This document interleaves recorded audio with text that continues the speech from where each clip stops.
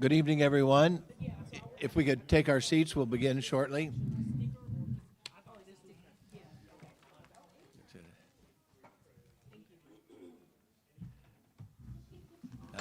Good evening and welcome to everyone here tonight. Thank you all for joining us as we continue the important work of the Massey Commission. I'm Jerry Cruz. I'm the presiding co-chair tonight.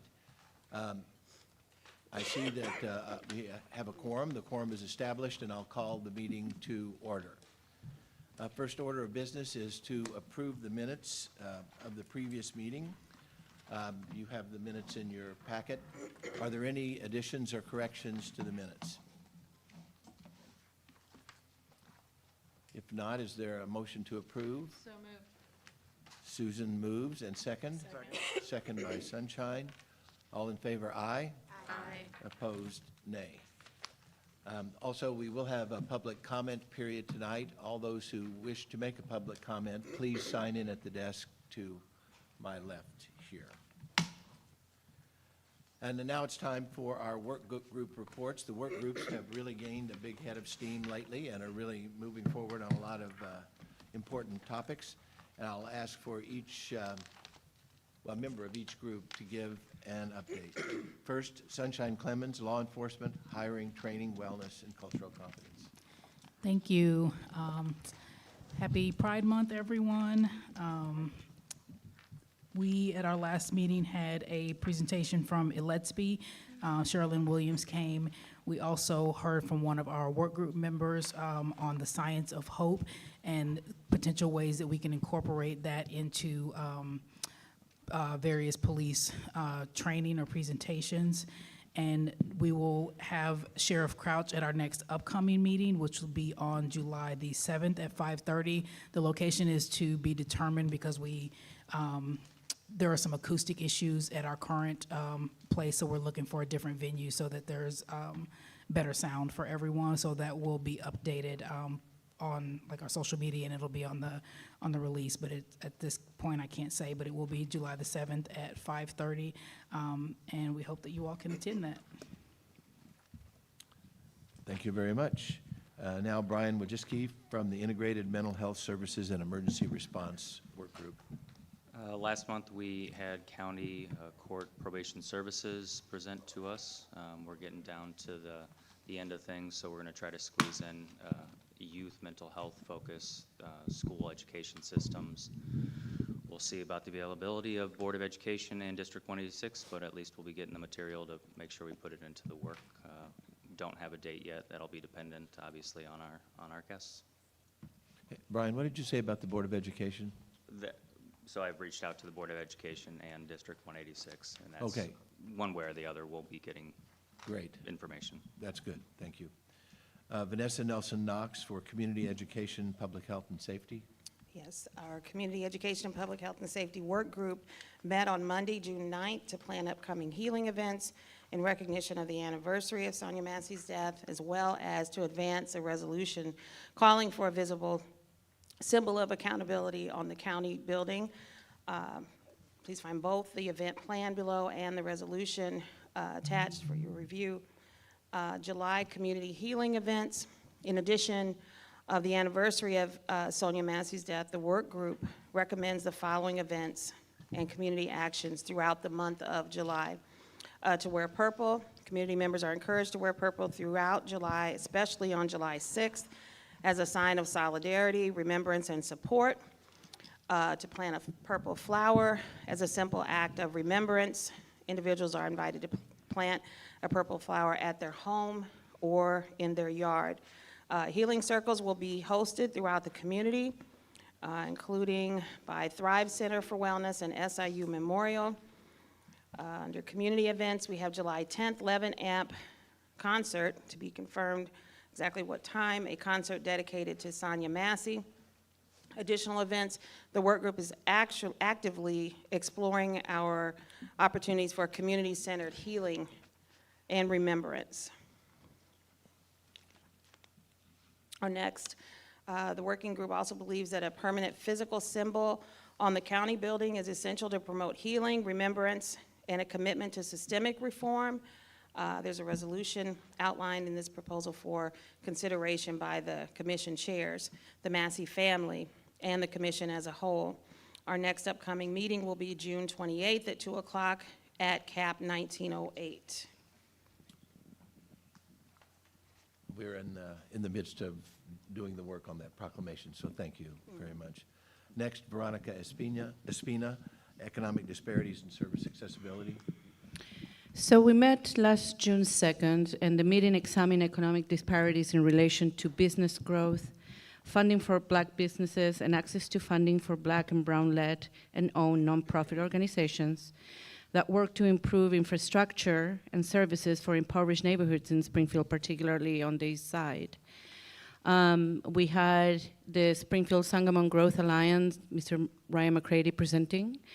And part of our, contentious discussion focused on the fact that the organization doesn't utilize a lens that incorporates systemic, institutional, and structural racism as part of the business analysis on how and where Springfield needs to promote equitable growth. And because of this, the Sangamon Springfield Growth Alliance lacks representation of minoritized and marginalized businesses in its board, in its business meetings, and attendance to conferences. So we talk about improving this and what are the needs of the most impoverished communities in Springfield when it comes to funding. For the next meeting, we talk about some of the things that our work group is finding out to be presented at City Council as well, because there is a contentious discussion at City Council on resources for Black and Brown-owned businesses and non-for-profits. And we have a pending discussion on food insecurity for the upcoming meetings in July. Thank you, and thanks to all of the work groups for the great work that you're doing, and we look forward to your recommendations that will come to the Commission for action. So thank you so much. Tonight, we've invited two groups to present information to the Commission. First, we have Recovery-Oriented Systems of Care, or ROSC, a community-based framework that emphasizes long-term, person-centered recovery from substance use disorders. ROSC focuses on coordination, collaboration, and sustained support, helping individuals reconnect with their communities, families, and services. Commissioners, you have the biographies in your packet, and I'll share you a little bit from those biographies. Joining us tonight from ROSC are Whitney Devine and Austin Dambacher to share with us how their network meets to plan, design, manage, and advocate for recovery supportive strategies tailored to local needs. Whitney Devine brings over a decade of experience in healthcare and a deep personal commitment to recovery with 6.5 years of lived experience.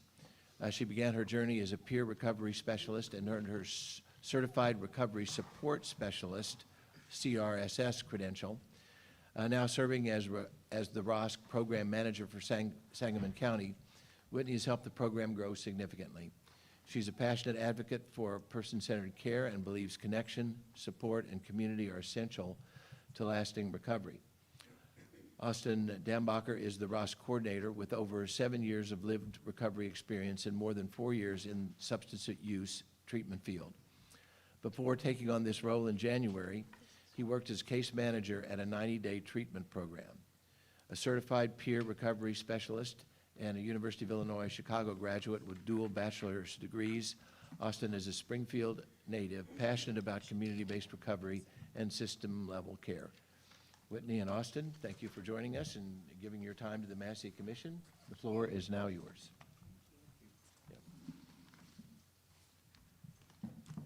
Hello, everyone. First, I want to say thank you for giving us this opportunity to come out here tonight and to present a little bit about ROSC to you all and some of the findings that we have found in our community survey. So we just want to take that time to thank you. And my name is Whitney Devine. As they said, I am the program manager for Sangamon County ROSC. And this is Austin. He's the ROSC coordinator. That's it, yeah. He's the ROSC coordinator. So ROSC stands for Recovery-Oriented Systems of Care. And what ROSC is it's a state-funded program operating in most counties across Illinois. So we represent the Sangamon County. And ROSCs are responsible for providing coordination, access to information, information sharing. They help conduct community assessments and help improve recovery infrastructure in the community. Another part of what we do is we hold events for people in recovery, whether that be substance use disorder and/or mental health. And then we, for our events, we open those up to the entire family as well. We do not provide direct services. However, Sangamon County ROSC, the recipient of that grant, is Family Guidance Centers in Springfield. And so they're kind of like our host, if you will, and Family Guidance Centers provides all kinds of recovery services, whether that's inpatient, outpatient, Medicaid-assisted recovery, et cetera. And we also, let's see, the state requires that each ROSC conduct a community assessment measuring awareness of recovery, resources, and barriers to access. So that's one of the deliverables that we do throughout the year is we try to measure care in our communities. And in our ROSC Council, we try to have as many voices at the table as possible. So we invite people to join our monthly meetings because recovery is for everyone. You know, substance use issues and mental health conditions, they do not discriminate, and recovery shouldn't either. So we try to bring as many people on board to try to reduce stigma in our communities. Here's a snapshot of some of the people that we have a part of our council now. We meet monthly and just discuss what are the gaps in care and, you know, how can we better serve people in our communities when it comes to substance use and mental health disorders. And then what can ROSC do for you? A big thing that we try to do is awareness. So we know that there are resources in our community, but there seems to be a lot of lack of awareness when it comes to those resources. Maybe some of you in here maybe never even heard of Sangamon County ROSC, you know, and so that's what we're trying to do is just make information available to everybody. And this, you know, some of the things that we've done are a community resource guide. So we have taken existing resources that we know exist, and we've developed them into really comprehensive resource guides. We have both a digital version, so people can access it online, but we also know that not everybody has access to internet. So we have developed booklets as well. We've placed them with the commissioners. Those booklets are very extensive, anything from, you know, recovery-related resources, but anything that might be helpful to people in the in the community. So whether that be spirituality, where your local parks are, food resources, anything, we've tried to cover it all. And then we've also developed an online resource map, which is a Google map that people can visit as well, and it will show you exactly where to find different resources in the community. And the other thing that I touched on were our events. Our events are for everyone. One of the things we try to stress is that recovery doesn't have to be boring. As someone who is in recovery themselves, you know, when I started my journey, one of my biggest fears was going into recovery that I'd be alone and that I wouldn't have connection, you know. And so when we put these events on, we try to create a safe space for people to get together and to get to know other people in recovery, just to help, you know, build their supports, but also to help them explore activities, hobbies, coping stuff. Just things that they can do in recovery that are fun. Our events are always free, recovery oriented, all-inclusive. We try to invite the entire family so people can bring their kids, their spouses, their loved ones. And then our events are all sponsored by local organizations and businesses. So we've been very fortunate to have local businesses help support our events, whether that be donations of food. We even did like a music bingo event and context. The gentleman laying down there, we were playing a game of charades. And so, as you can see, our events have all kinds of things going on. We did a Let's Talk About Recovery event. That was a taco event, and we had speakers share their personal stories, whether that be from substance use disorder and/or mental health. We also try to attend outside community events. We were at Springfield Pride Fest. We're also planning on attending the celebration in the park in August. We're just trying to get ourselves out there and get ourselves known. We also did Relax and Recover, which was a tie-dye event. And that was really cool. We had people register and come out, but we were situated in a park. So we got to a point where we just told everyone in the park to just come on out to our event. So that was really cool. And this is our next event. It's a water balloon picnic. It's going to be out at Kiwanis, near Kiwanis Park, 2924 Stanton Street, and that's open to the public. We'll have food. All ages are welcome. Again, it's just an opportunity for people to get together in a safe spot. Another thing that we try to do at our events they are free, but we encourage people that come to our events to bring donations of basic household items for individuals starting out in sober living homes. We know that a lot of people that are leaving treatment are just getting on their feet and they don't have a lot. And so we try to collect things like basic hygiene items, even new bedding, towels, just things to try to help them as they're starting out. And so we've got a bit of a surplus right now of items.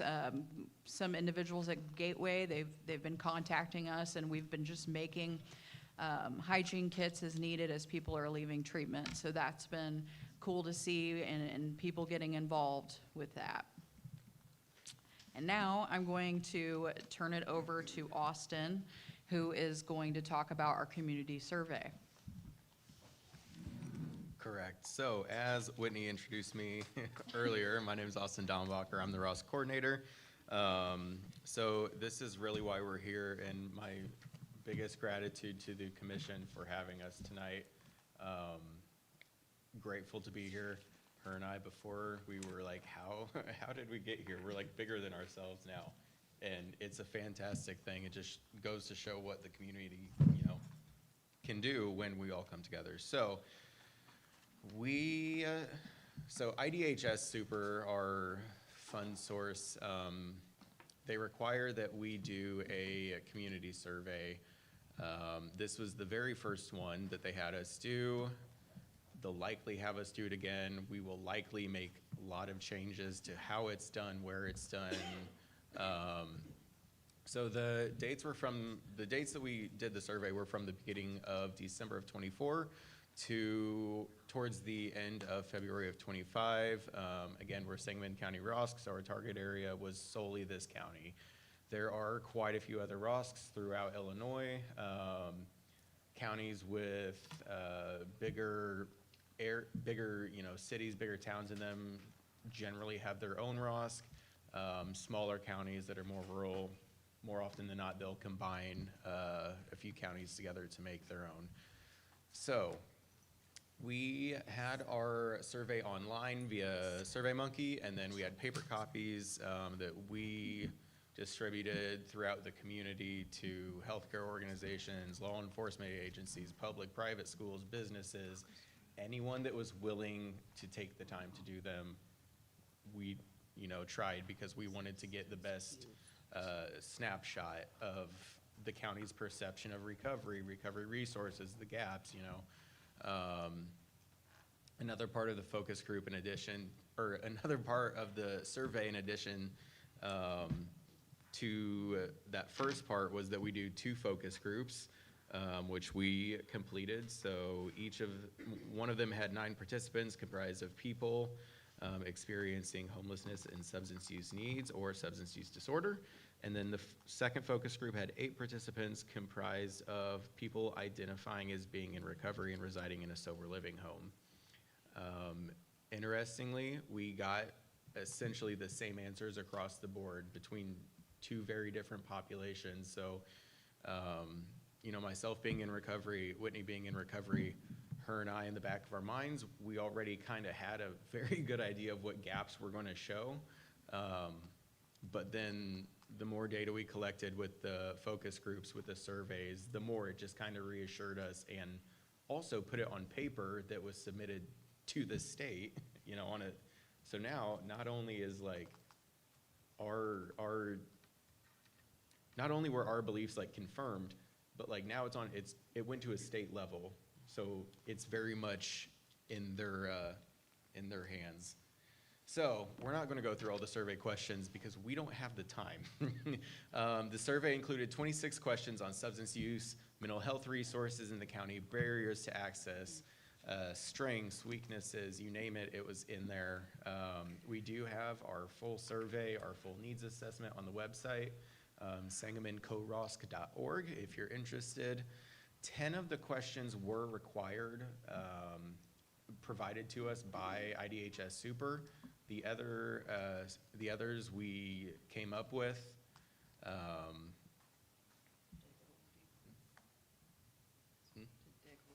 Oh yeah, to dig a little deeper, because some of the questions that they gave us, if you go look at the survey, I'm not saying that the state provided the first 10 questions, but I'm not saying that. Some of them were incredibly vague. We wanted to know more. So, you know, we came up with the extra questions just to try to get, you know, a better picture. So our target response audience was 300 people and 2 focus groups. We got to 243 with 2 focus groups. Some things to note and to keep in mind during the next few slides is the survey responses reflect underrepresentation of people under the age of 24 and over 65. And all of this data is comparative to the last census that was done specifically for the county. Let's see, underrepresentation of males, underrepresentation of Asian and Alaska Native American Indian respondents, and then an overrepresentation of people in recovery from either substance use disorder and or mental health conditions. So these are just going to be some of the demographics. All of our demographic questions were optional. In the paper surveys, there were quite a few folks that, you know, they might have filled out the age, but then didn't fill out another one. So I personally think that's why they're all over the place, but who knows? So more the Caucasian and white and then Black or African American respondents as far as race goes was fairly proportional to what the census was, but in those other areas you can definitely see that there are gaps. Excuse me, question. Yes. 2 questions right off the bat. When you say we wrote the other 16 questions, is the we the 2 of you, or is there a group, or? So I'm going to hand this one to Whitney because she was involved. I came in after, like, mid-survey, so she will know more about that than I will. Hi. So the questions were developed by myself as well as the other council members, so people that are part of the Sangamon County Ross Council. So some of those organizations that we represented earlier are some of the people that were at our meetings and helped us come up with the questions. We had the ones from the state, and then we wanted to look at it deeper, more in depth, I guess. Yeah. I just didn't know who the "we" was, so thanks Right. for that. And then secondly, are these results available online? Because I can't read this. Yes, I mean, they this are. is- So those results can be found on our website, which is on our resource guide. You can scan the QR code, or it's also listed, I believe, sangamoncorosc.org. We have a tab on there for our strategic plan, and it highlights, the questions that were asked and also all of the results.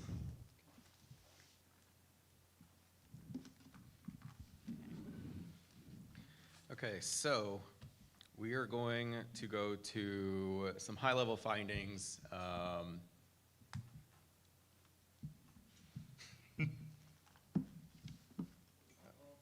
What now? Yes. There we go. Okay, scared me. Okay, so I don't think anyone's surprised. Respondents were aware of the fewest resources and services for youth compared to adult services. In general, awareness of mental health related services was lower than the awareness of substance use related services. So that's going to be your inpatient, outpatient, mental health treatment, sites compared to the substance use treatment providers. So that's the big one with that. And then in a few slides, we have a gaps analysis that really shows where those numbers drop off. This next one, nearly a third of respondents were unaware of any resources for peer support services.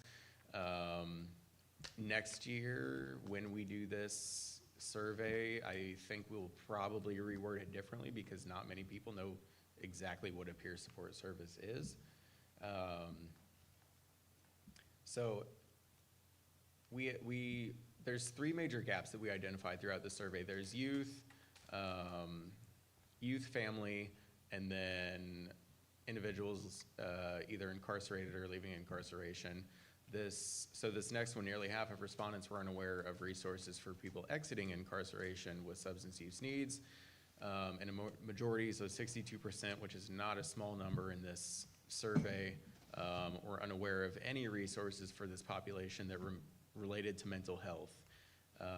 Later, we found that's because there are none. So that number, made sense. So these are all of our barriers that we found. So those top 4 or 5, wait lists, inability to pay, the stigma, lack of insurance, and then transportation. The rest, are absolutely barriers too. If they weren't barriers, there would be zeros next to them.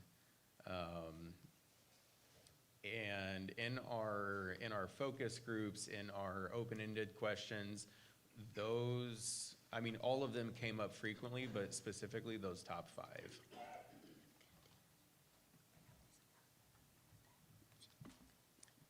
Okay, so this one, I was so pleasantly surprised and happy and proud of Sangamon County on this. So it turns out a lot of people in Sangamon County know what naloxone or Narcan is. They know how to use it. They know where to get it at no cost. And that was, like a lot of the other results that we got, that was pretty consistent across the board, whether it be focus groups, whether it be the survey, whether it just be in, random meetings or interactions that we have with members of the community. I still think there's a long way to go, but, compared to the numbers from other counties, I feel like we're in a pretty good spot. Okay, this is the gaps analysis. I know you can probably hardly read that, so there's only a handful of things that I want to touch on. So our very left column up top, where it says the legend, those are going to be our high level of awareness and then high amount of resources. So 1, 2, 3, and 4, that will be your support groups for people in recovery from substance use. So a lot of 12-step programs in the county. That will be recovery housing, so sober living, transitional living, supported living. And then we have adult outpatient substance use disorder treatment, and then 4 is harm reduction. So as you can see, it kind of takes a nosedive. So number 7 and number 10, and I really hope that you guys like get these slides after so you can zoom in to read this. So those are going to be for mental health treatment, whether it's inpatient or outpatient for adults.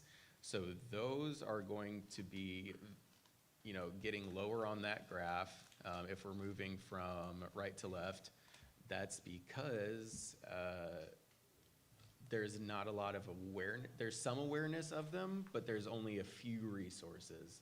So those few resources that do exist must be doing a pretty good job if, you know, they're not completely at the bottom of that graph as far as, you know, making their services known to the community. And then, so the further right we move on the graph, or the further right that we move on the legend, and the further left we move on the graph, that's going to be very low awareness of resources and very low amount of resources. So that will be behavioral health crisis response services, youth outpatient mental health treatment, youth inpatient mental health treatment, support groups for people with a mental health condition, and then our final column on the right is going to be support groups for family members of people with a mental health condition, and then mental health supports for people who are incarcerated or leaving incarceration. So again, it's one of those things where I'm a very visual person. I like tangibility. So whenever everything was mapped out like this, I was like, okay, now I get just how drastic it is, you know? So compared to, you know, adults have more chances than the youth do, but then even then, if we go back to those barriers, then, you know, it just goes from there. So there, you know, there are gaps, there are silos, and inconsistencies, you know. So these were the 3 main areas that I referenced earlier. So youth services, people under the age of 18, there's little to no services. Outpatient substance use treatment, there's 1 site for adolescents compared to 18 for adults. Inpatient mental health treatment, there is 1 site, and then adolescent residential, so your typical like 28-day stay, substance use disorder treatment, 0 providers in the county. Support groups, so those are going to be your, you know, Alcoholics Anonymous, Narcotics Anonymous, Al-Anon. There's a lot in Springfield, but there's a lot in Springfield for folks who are specifically in recovery. And then if we want to break that down further, there's a lot more for people in recovery from a substance use disorder than there are people with a mental health condition. And then the families, you know, the amount of resources that we have, it's pretty much good luck, which, you know, it can change. Compared to where it was 7 years ago, 7+ years ago, whenever I came back down here and, you know, started my journey, that's more than what we had back then. So we're getting there extremely slowly. And then that last one is services related to incarceration. So Sangamon County Jail serves many people with substance use disorder and or mental health needs, but the awareness and existence of resources related to supporting people currently incarcerated or exiting incarceration is low. I do know of a few that kind of spring up and then fizzle out, every other year or so. But compared to other populations, the services essentially aren't there.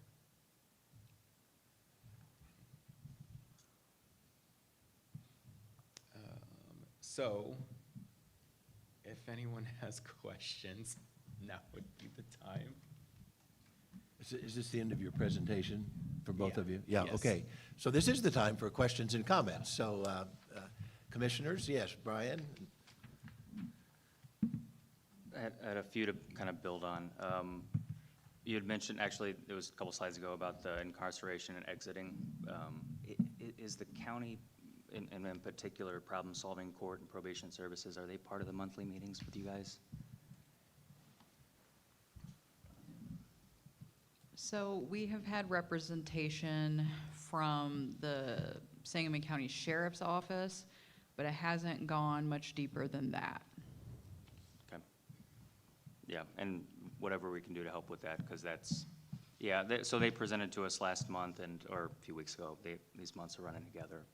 The one thing they did comment on is they obviously only have so many resources, but that continuity of care, they can focus on the 50 or so that they kind of have to max out at, but yeah.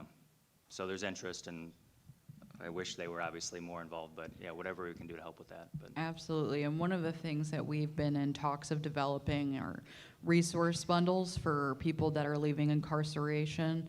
Whether it be getting them our resource guides that we've developed, but also things that are more specific to leaving incarceration. That's one thing that we're working on too within our Ross Council, is developing, what do people need, whether that be job resources, housing resources, just information on that, and even just like basic supplies as they leave incarceration. so I had just two more. The chart you had about the comparison, so obviously the more we had, the more that was being utilized. Compared to each other, I get that comparison, and obviously levels that are at 0 and 1, that's inadequate. Do we have anything, or is there any plans, whispers from DHS about understanding what adequacy levels look like? So, DHS, so every county that has a ROSC, which I believe there's 40-some ROSC councils throughout the state of Illinois. So all of us we all submitted the exact same, data from the questions that they provided, but also from our own questions. I know that at our statewide conference back in April, they had been combing through it. They're hoping to get like a good picture of where the state's at, and then, if we do this annually, then we'll be able to gauge some measure of progress, hopefully. But as far as what what the standards are, there hasn't been anything established yet. I'm hopeful that there will be, though. But since this was their very first time doing it, they told us very plainly that this was a huge learning experience for them. So I'm hopeful that we'll move in the right direction as far as establishing, like what's acceptable, what needs to be done better, what's being done, well, so that all of the ROSCs and then all of their, the council members, we can act accordingly. And then my last one was more of kudos than anything. So mental health work group had been pretty clearly going to be working on recommendations towards a resource portal. And before I bumped into you guys at that 708 commission meeting, I'll just share, even DHS's own search, Beacon, DCFS, the county, the city, you guys easily have the best resource guide in our area. Thanks. Sunshine? Thank you for your presentation. It was a lot of good information. I know you all talked a lot about like gaps and things that you see and notice And this commission, at the end of our year, we're supposed to be putting forth a report of recommendations. So with you all being the experts, my question is, from your perspective, what would you like to see us making a recommendation on to help you all with that? And I know the answer is everything. Like, before you even answer, I get that. But if you could maybe boil it down to like your biggest need, or like what's gonna be the most impactful from your perspective, that would help. Well, you know, one of the biggest gaps that we saw were in youth. So I would say that is a big thing, you know, starting with the youth, and whether that be preventative measures, but also just education even on mental health and substance use related issues, and then just providing more support groups and things like that, because I have not seen a lot of support groups for youth, and it's helpful to have support groups, especially when you're among your peers. I think when you're struggling with something, to have support groups with people that are also going through the same thing. So whether that's something that's developed in schools, you know, peer support for kiddos, that kind of thing. That's my personal thought. What about you?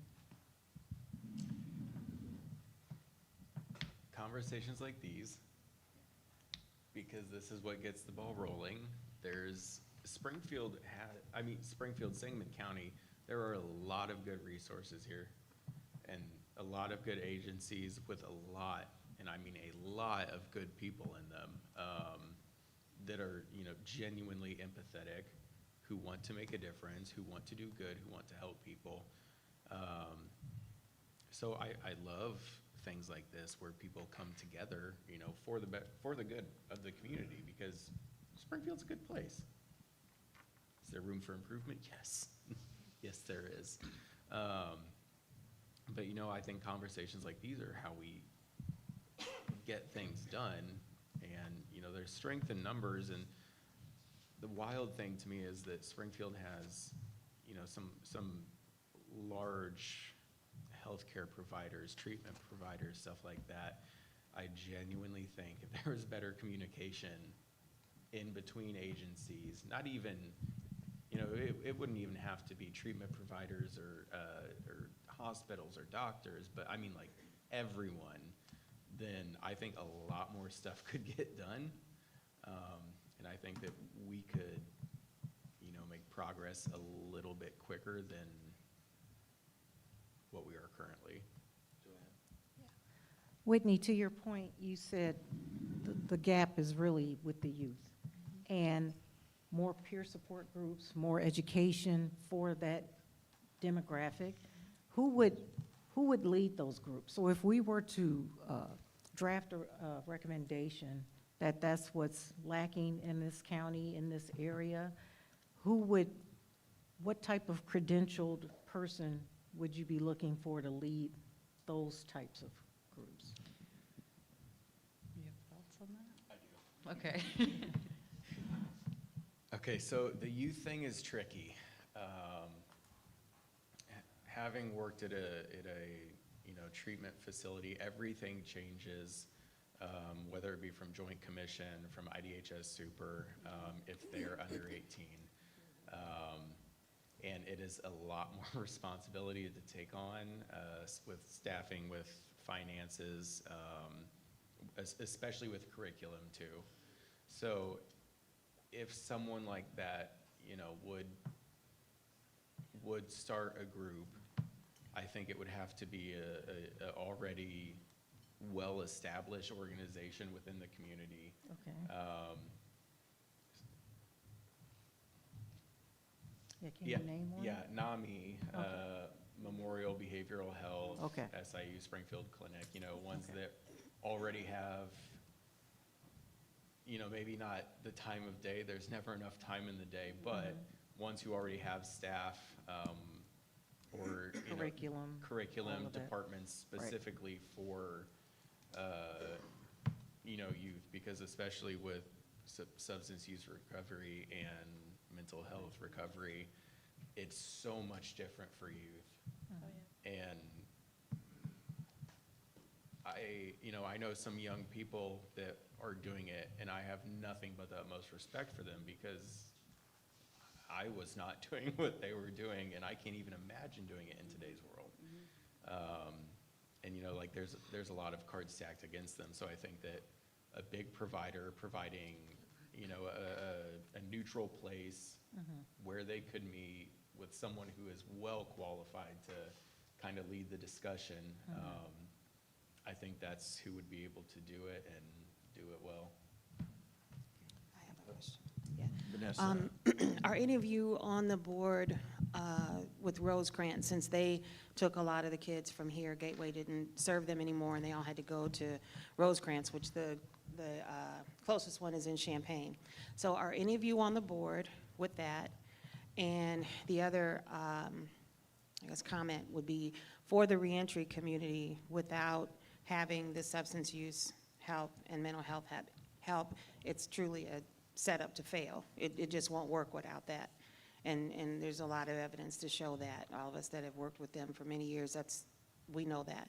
So have you heard of any of the organizations such as Rosecrans? Are they going to have more buildings? Are they going to stretch throughout the state? Because to drive 2 hours away and 4 hours away to see your little kid that is suffering like that. And they've also said for quite a few years that they're going to have a huge methadone clinic around Central Illinois. We haven't seen it yet. So those are the three that I have questions on. Okay, so I'll do question one, and then she can do the rest. So we're not on the board for Rosecrans. A few reasons. One, since we don't do direct services, so yes, we're technically under Family Guidance Center, but they kind of just give us a building to use, and they're the ones that get the grant from the state for us. Also, though, they're outside of the county, so everything that we do has to be specific to Sangamon County. I wish that they would expand because they are one of the precious few places outside of Chicagoland that accepts youth. And I just hope one day that they will expand. As far as the other question goes, I know that Family Guidance Center, that's the recipient of our grant, they are already in the county jail. So they deliver medication to people that need medicated assisted recovery, so they're not experiencing withdrawal in jail. So I know that's already a thing, and then we also work to try to get those individuals into treatment, and we work with, even Family Guidance even works with like Christian County and surrounding jails to identify individuals that would benefit from substance use treatment. And so many times those people will come directly from the jails to Family Guidance inpatient treatment. I can say that. And then, what was the other question you said? Methadone clinic. Okay, so I am not sure, I'm not familiar with a big methadone clinic, but I can say that Family Guidance Center does have a methadone clinic as well. We also have, we offer Vivitrol and Suboxone as well. And then Family Guidance Center also has a medicated assisted recovery van. It's a mobile unit that goes from location to location to try to identify people that are in need of those services. They go to places like the Phoenix Center, Washington Street Mission, and then they even go to surrounding counties as well. So I know that they go to the Locust Street Resource Center in Carlinville, Jacksonville, some of the surrounding areas. And with them, they're just constantly expanding out more and more. And they're also moving into some harm reduction initiatives too, so they always have Narcan available and things like that as well. Okay, I've got a couple of follow-up questions. So You two are certified recovery support specialists and certified peer recovery specialists. The SIU Medicine has noticed the importance of those roles, that there is an increase in number being produced now. Where are we on that level? Is that a recommendation about the exact things you do? What's your feeling about the supply? Do you mean, like, do you think we have enough of that? Enough being trained? I wish it was more common across the board, Yeah. if that makes sense. We have peer roles, you know, sprinkled throughout organizations, but I do wish that it was more centralized. So even within like the health systems, people working at the hospitals, so if they encounter individuals that are struggling with mental health or substance abuse, they can call, you know, I don't know, a call system or where they can get a peer to come and talk to those people as needed. I wish it was more like that. Yeah, But so more integrated into the systems that we have. Yes. Okay. Yes, and schools. I would love to see it in schools and just anywhere where those needs are identified. Even in law enforcement would be great. If law enforcement, I know there's like mobile crisis response team, and many of those individuals are peers. And so that is great, and I think the more that we can do that, the better, because the people who've lived through it have a unique sense of compassion if they've lived through it themselves, and they can also speak to people about how they got through it. Right. So medical-assisted therapy, medical-assisted recovery, medication-assisted therapy and recovery. I know you've said there's a gap for incarcerated individuals and adolescents, but in general, then for adults, the number of those programs in this county, you just have a quick general feeling about the adequacy of that? So, like I said, we are working, you know, with law enforcement as far as medicated assisted recovery. Family Guidance Center is. But I would say that there needs to be more youth mental health services, just in general. That's the big one. So, yes, I mean, I think we could say that across the United States, as a matter of fact. And you clearly pointed out in your survey exactly what we've been focusing on about mental health services and coordination across the county. But just one more quick question from me. So we've been noticing the various gaps. And so is there a gender gap in treatment? You know, while you think about that, I'm also going to say for treatment of those in the helping professions, emergency responders, police, race. Did you have any data on that from your survey or any feelings?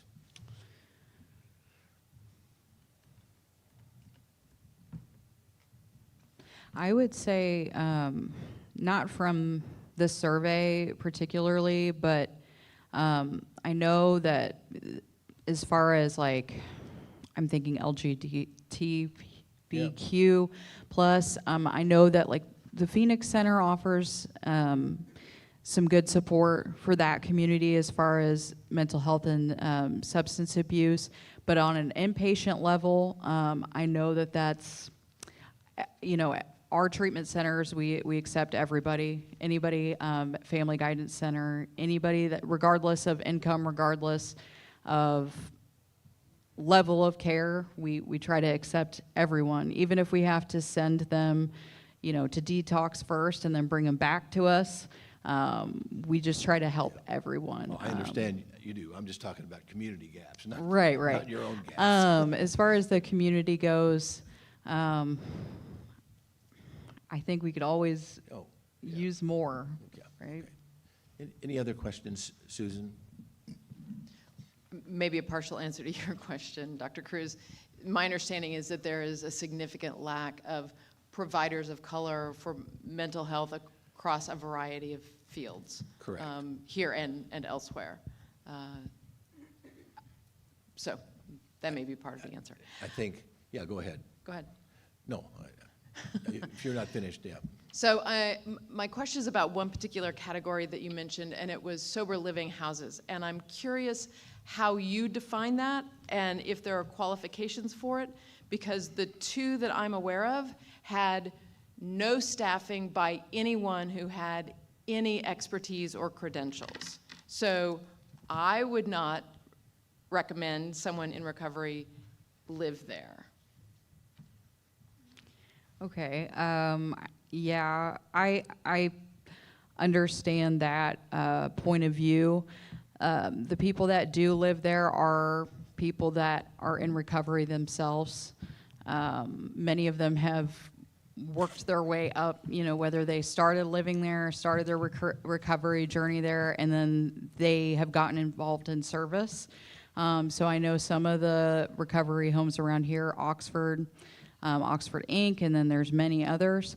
I know with Oxford Inc. in particular, all of those individuals are in recovery themselves, and they have many requirements in order to stay at these recovery homes, so it's not just this like free-for-all.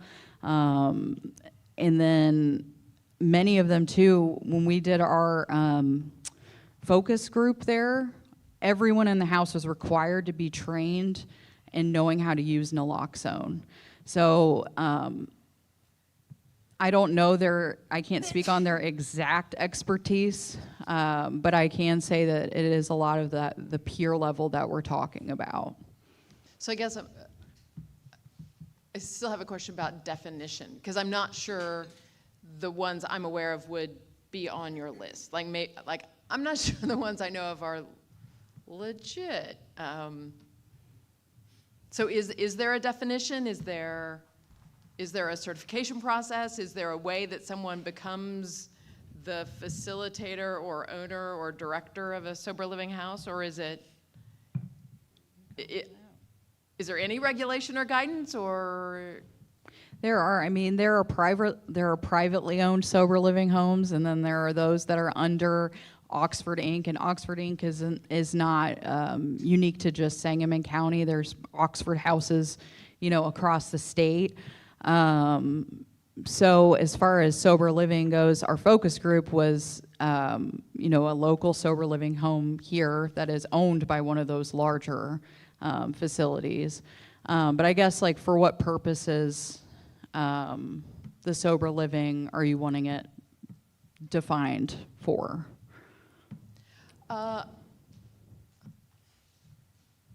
guess what would be helpful for me is when, so I work at 7th and Capitol. I have regular conversations with people who have any combination of substance abuse experience or mental health or illness, and often are looking for places to live. And if I had some assurance that a place was adequately staffed, that they had some sort of trained and certified persons there, as opposed to the ones I know of where there's nothing, then I would have somewhere to refer people. Right. And I don't know that being part of a corporation that has places all over is what I'm looking for either. Right. So as far as sober living goes with you know, individuals who have some certification or another licensure, like the more of a structure, Sangamon County does not have any that are specifically like that. So I think with our definition of sober living, it's on very good faith that the structure is more or less individuals in recovery. I know a lot of them require people to come there straight from treatment, whether it's residential, whether it's a long-term program. A lot of them do require tox screens, breathalyzers, random searches, stuff like that. But as far as there being, like, you know, staffing or anything like that, it's more or less a group conscious. They might have a house manager that, you know, oversees things. They might have someone in charge of finances specific to the house or the district. But in terms of like a structured, certified, IDHS super supported sober living home goes, Sangamon doesn't have any of those yet. And last question, did you by chance bring any more of your resource? Oh yeah, we have a whole box of resource guides and brochures, so if anyone else Thank you. wants them, we'll be here. Well, thank you for the work you do, and thank you for the presentation tonight. And if you think of any other action we should take and a recommendation you'd want to make to us, get it to us. So we'll, thank you. Yeah, thanks so much.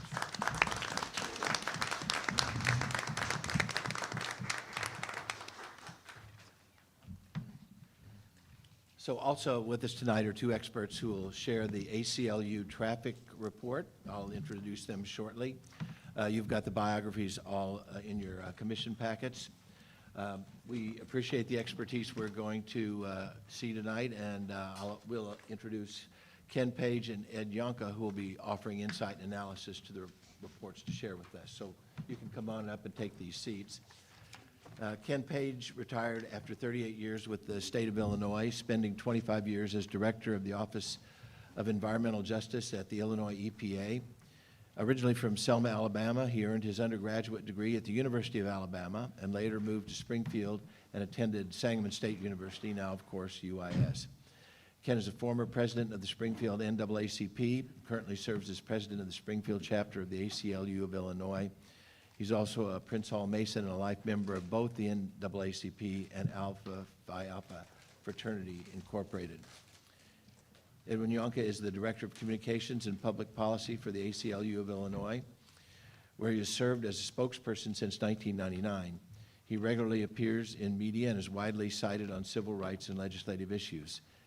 He also leads the ACLU's communication efforts across media platforms. In 2013, he served as vice chair of the Illinois Unites for Marriage, helping secure marriage equality in the state. Before joining the ACLU, he worked for the American Bar Association and supported its national leadership. Thank you both for so much for being here, and you have the floor now.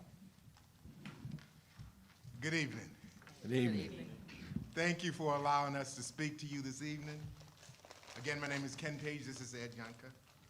And our discussion this evening is going to center around, for decades, black and brown communities in this country had voiced a concern about being over-policed and stopped by police quite often.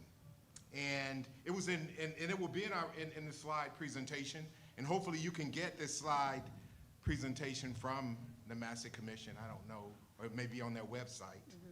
If not, we will make it available. We'll get it to you.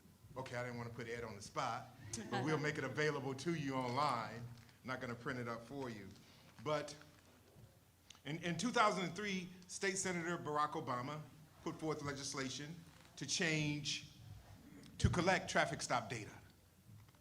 And during that time, it was my tenure as the NAACP, Springfield branch NAACP president. And what was really interesting, when that data came back, we met with the police department in their offices, and a professor from Western Illinois University spent the entire time discussing that data and discussing to us as black people why what we were seeing was not what we were actually seeing. So, and you know how that went. Yeah. And he really did that. It was like, when we saw it, we were like, oh, so it shows it. But then he was trying to explain to us why what we were seeing was not what we were actually seeing. And this is not our first time at the table. This is our first time at the table with the Massey Commission. And we do appreciate it. We met with Springfield Police Department, the current police chief, not in his capacity as chief, but the past chief and the chief before that, and regarding this data. And the ACLU has always been active in this, looking at this data. And in 2018, it was set to sunset and no longer collected, so the ACLU pushed that out, and we were very happy that we did. So now that data is going to be collected indefinitely. It would never sunset on the collection of the data. The data is extremely important when you look at it, and the relationship that black and brown communities have with police and policing. and those simple things as a traffic stop. So I'm going to get into the slideshow presentation, and I'm going to pass some of it off to Ed. I think this little thing, I was going through withdrawal from my remote at home, but I got one right here, so cool. I'm good right now. But traffic stops. The purpose of traffic stops is to promote road safety and keep drivers and pedestrians safe on and along our roadways and streets. The breadth of reasons for a traffic stop: speeding, equipment violations, we're familiar with those, failure to use a turn signal, to cross a lane, etc., making a rolling stop at a stop sign. And police have broad latitude for traffic stops. And I kind of threw that in there about a rolling stop. I mean, some of us are familiar in the black community. There was a rap song about that. Making a rolling stop. You know what that meant is you didn't stop at the stop sign, which nobody in Springfield stops at a stop sign. Nobody in Springfield stops at a stoplight. No, in any ward. So I want to put that out there. So, oh, Ed, will you do me that pleasure, please? Okay. Now, you know these simple stops for minor traffic violations.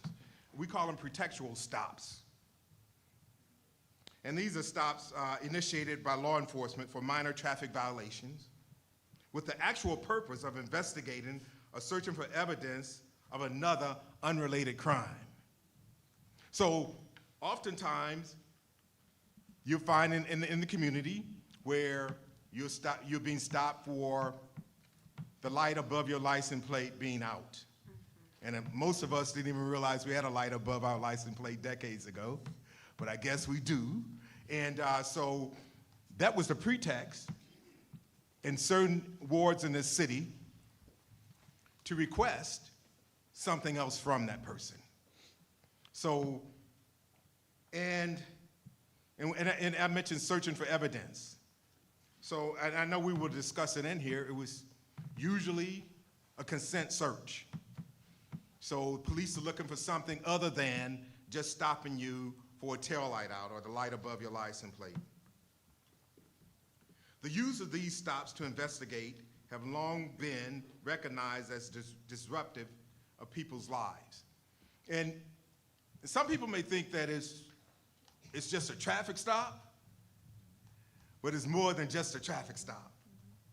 You know, when the lights go on and flashing and you see it in the rearview mirror, you know, your nerves, you're on pins and needles, and you have law enforcement, which we do respect, and we encourage people to respect, coming to your window, fully equipped, with the hand on the gun, and asking you for certain things. And you know, in the black and brown communities, we've taught our kids that they cannot reach for anything. You have to ask for permission. Say, I have my driver's license here, I have my registration here, can I reach for it here and there? So it's nerve-wracking to have that to happen to you. And it's very disruptive, because then you're gonna be stopped, you could be on the way to work, so you're gonna be late for work. And we will discuss later how those things, we as ACLU, we find that some of those minor stops are not really necessary to go on. And this is what's important to remember. Sometimes people will say traffic stops are for safety reasons. And there's no proven link in Springfield, Sangamon County, or elsewhere across Illinois that increasing the number of traffic stops enhances public safety. Absolutely not. So public safety is not based on whether or not they make a traffic stop. Driving while black and brown. Now, I've been driving while black for a very long time, and you can be impacted because people do not, when I'm stopped, and I have been stopped, they had no idea who I was, but I had an idea who they were. And of course, with me, you know, I understood what was happening, but everyone does not have that wherewithal to understand what is happening when they're stopped, driving while black and brown. And black and brown motorists long have complained about being targeted for traffic stops. Artists, actors, members of clergy, factory workers, and even elected officials of color long have reported being targeted for traffic stops. And this is very true. We've had elected officials in this city to be stopped. You know, when we were given testimony, providing testimony to the Senate and the House in Springfield, you know, one thing that someone said is that I made it very clear that it does not matter where you live. If you're black, you know, you're still driving while you're black. And I shared with the legislature that where I live does not mean where I always am. Because Ward 2, my church is in Ward 2, my Masonic Temple is in Ward 2, my Elks Lodge is in Ward 2, my everything else, the best barbecue in the city is in Ward 2. And I put that in there. And you know, most of my friends are in Ward 2. The American Legion that I frequent is in Ward 2. So someone was implying, well, what are you doing in Ward 2? You don't live in Ward 2. Well, I'm in Ward 2 oftentimes. So it does not matter where I sleep, it's where I am. So, you know, it does not, and we know when you drive in Ward 2, there are certain areas where they're focused on, but, you know, we're in Ward 2. So, and black people, we can live anywhere we want to in this city and all the other wards. But Ward 2 is a place where you will find me often. So I shared that, and I think that was very important, so that people will understand that it does not matter where you sleep. You know, we're gonna go places, and black people, our churches and everything are still located in one ward. So, and I mentioned in 2003 when Senator Obama in his being a genius that he is, you know, bringing this traffic stop data to the forefront and collection of it, and also in 2019 for the ACLU to push the legislature to continue to collect this traffic stop data. And you know, when you're looking at this data, and when you have an opportunity to look at this data, you're gonna see things that when you're driving while black and brown, we're not drag racing down MacArthur Boulevard.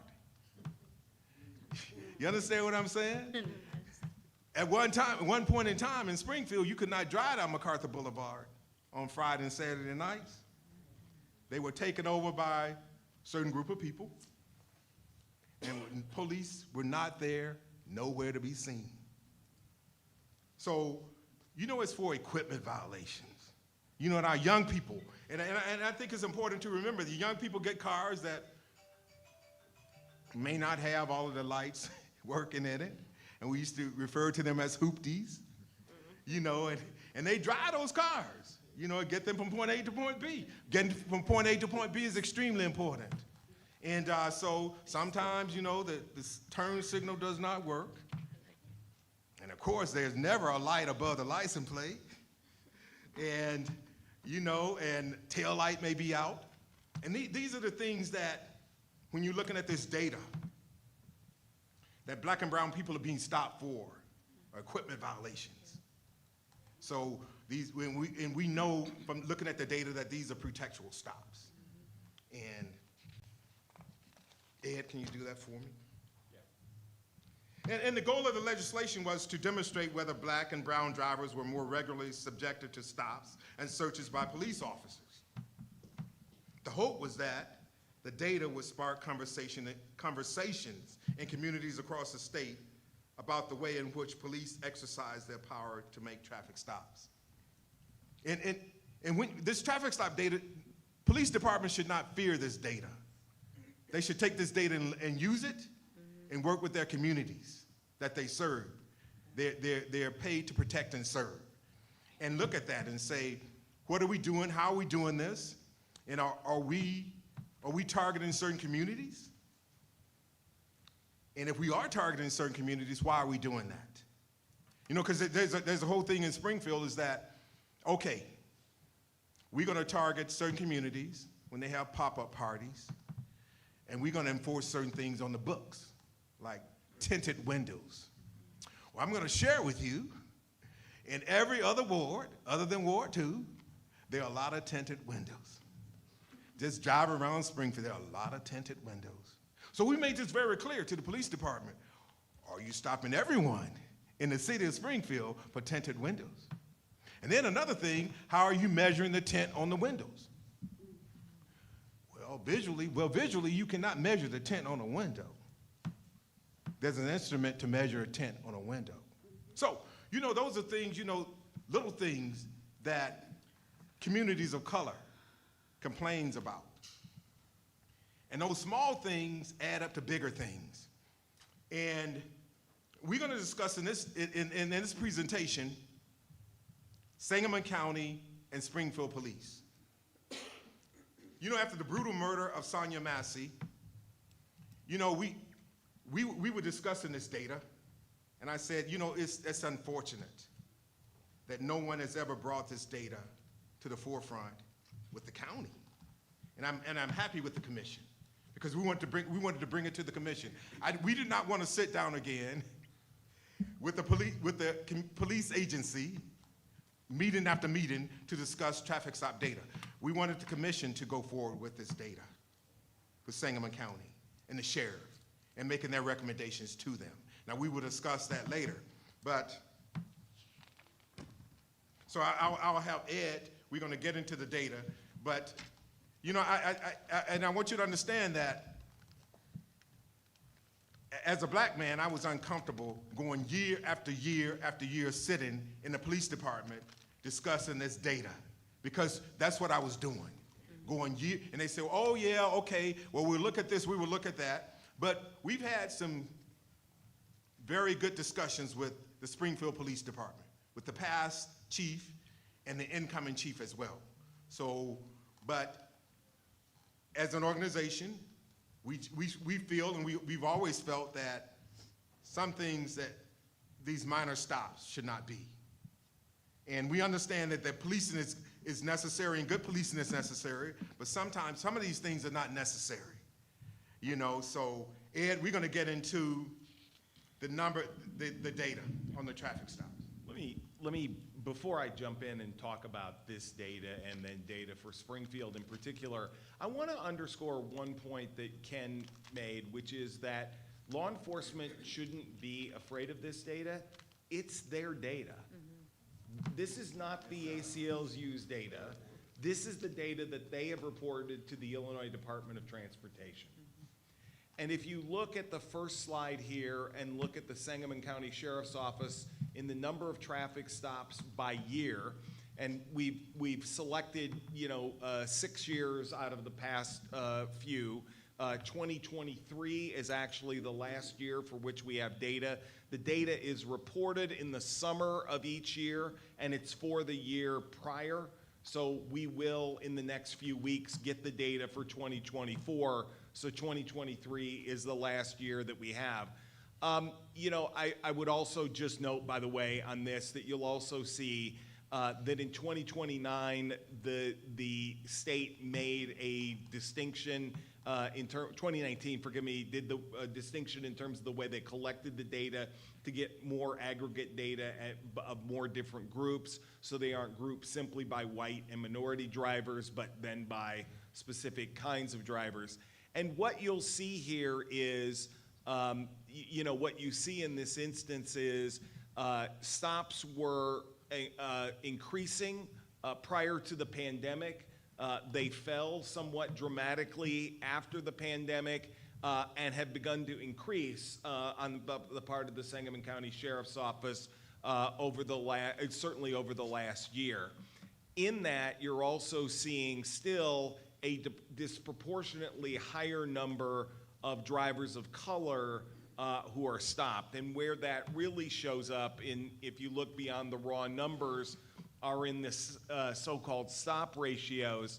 So for 2017, if you were a minority driver, you were 2.26 times more likely to be stopped than a white driver driving on the same roads in Sangamon County, 2.4 times more likely as a minority driver in 2018. In 2019, if you were a black motorist, you were 2.8 times more likely, a little less likely if you were Latino. In 2021, that number escalates to 4.4 for black drivers. Again, the Latino number is still below 1, so still within what you would anticipate for drivers. In 2022, coming out of the pandemic, the stop rate for blacks goes down just a little bit as those traffic numbers were falling. Again, Latinos are falling, are still below the rate. And then for 2023, the last full year for which we have reported data to the Department of Transportation, black motorists are nearly 3.5 times as likely to be stopped as white motorists, and Latinos are now a little bit more likely than not to be stopped by those Sangamon County Sheriff's Office police in that circumstance. One of the other things about traffic stops that we often look at, one of the things that the data is reported, it tells you who got stopped, right? Who are they, including their race? What's their age? What's their gender? What's, all of that kind of demographic information. The second thing we ask is, why were they stopped? Were they stopped for an equipment violation? Were they stopped for speeding? Were they stopped for whatever? By the way, the last reliable Department of Transportation data looking across the country, upwards of 90% of all motorists on the road at any given time are committing a traffic violation of one sort or another, going 1 to 5 miles an hour over. What percent? 90%. Crossing a lane line without a turn signal, having driven down from Chicago this afternoon, I can assure you that's happening out on I-55. Or engaged in some minor equipment violation. So the question is why are they stopped, right? We now know everybody, when you have a law that everybody breaks, the question is who gets stopped for it? Who's it enforced against? Then the third question was always, what happens once you stop? Because that's where you get to this question of pretextual stops. And as you can see here, and remember in these numbers before, where we were looking at where black drivers, for example, were just a little over 2 times more likely to be stopped, they were then, once they were more likely to be stopped, they were 2 times more likely to be subject to a vehicle search.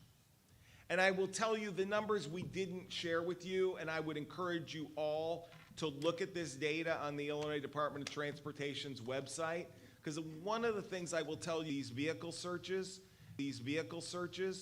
there is very little contraband that is found.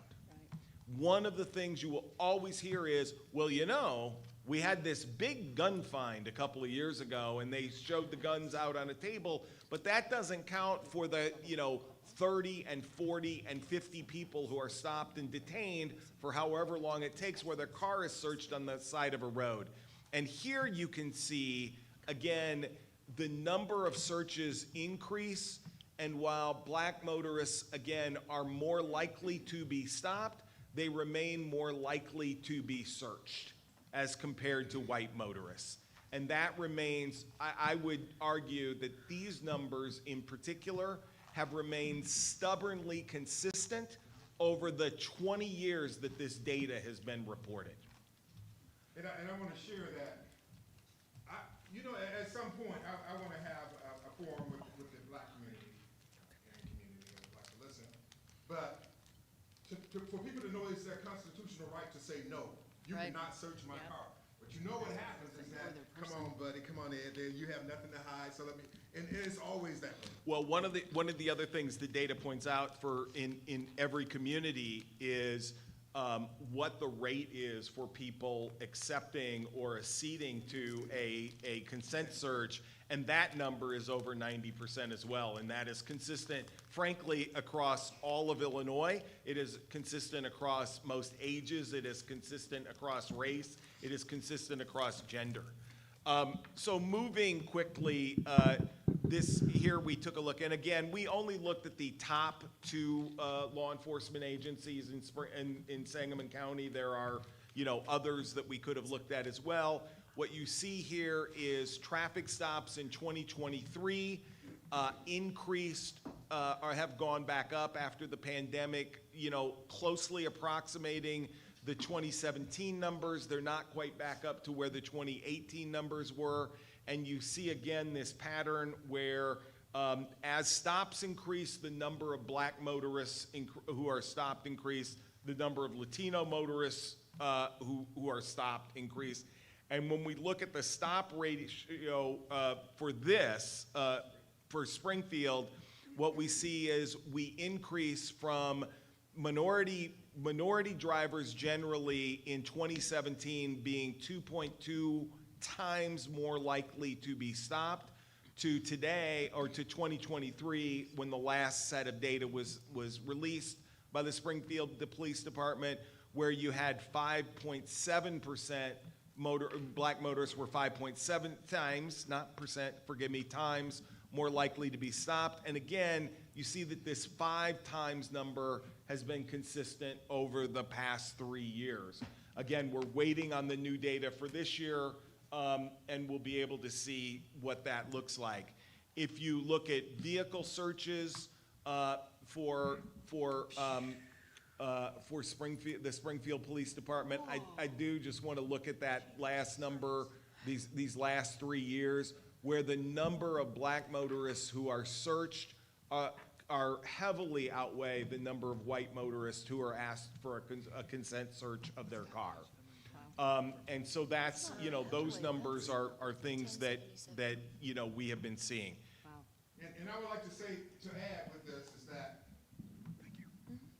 we're looking at Springfield and Sangamon County, which Springfield is in Sangamon County, but Springfield is unique in itself. In a lot of ways, it's not good. You have 7 police forces, departments, within a couple of miles of each other. You go a couple of blocks, you got Springfield Police. You go a couple more blocks, Park District Police, always out there. A couple of more blocks, Sangamon County Sheriff. And then, we have these donut holes, which makes no, we have these donut holes. Some of them were like Jerome. People are not driving through Jerome. It's just the street goes there, and part of it belongs to Jerome, rest of it to Springfield. Then you have Leland Grove. Oh, yeah. Southern View. Yeah. Grandview. And then if you go close to the Capitol building, you have the Capitol Police, right? They got a police force down there, and they do stop people. And then Joanne's former employer, the Illinois State Police, they're in this city. So, and I want to say that because there are 7 different police departments that are interacting in the city of Springfield. And a lot of that interaction happens around certain wards in this city. Because people in certain wards in this city say, we see state police unmarked, we know that they're parked up in this cut. And I'm gonna tell you, if they say it, if it's in the street, it's probably true. There's an element of truth to it. And so, you see all of these things that are happening, so there's no way to get away from being policed. It's not like you're in a town where you got 1 police force, but you have 7 different ones. And the 7 different ones all collect their data. And their data is looking exactly like the data from the larger ones. So, you got those, and people in this community and in this forum right here are familiar with those smaller places and the interaction with those smaller places. But we understand that the commission is looking beyond just Sangamon County, because if you're looking for that whole thing, you have to look at everything in Sangamon County that happens. So in the policing. So, it's important to look at all of those others as well, because that impacts the community and the relationship that the black and brown community have with policing. So it's not just, we can say Sangamon County Sheriff. You got all of the others, so that comes to the table. So that's on the table with you. Let me let me just say a word. So recently, folks from our office in Chicago at the ACLU of Illinois and folks from the Springfield chapter, including some people who are here tonight, have been meeting with the Springfield Police Department to talk about this data.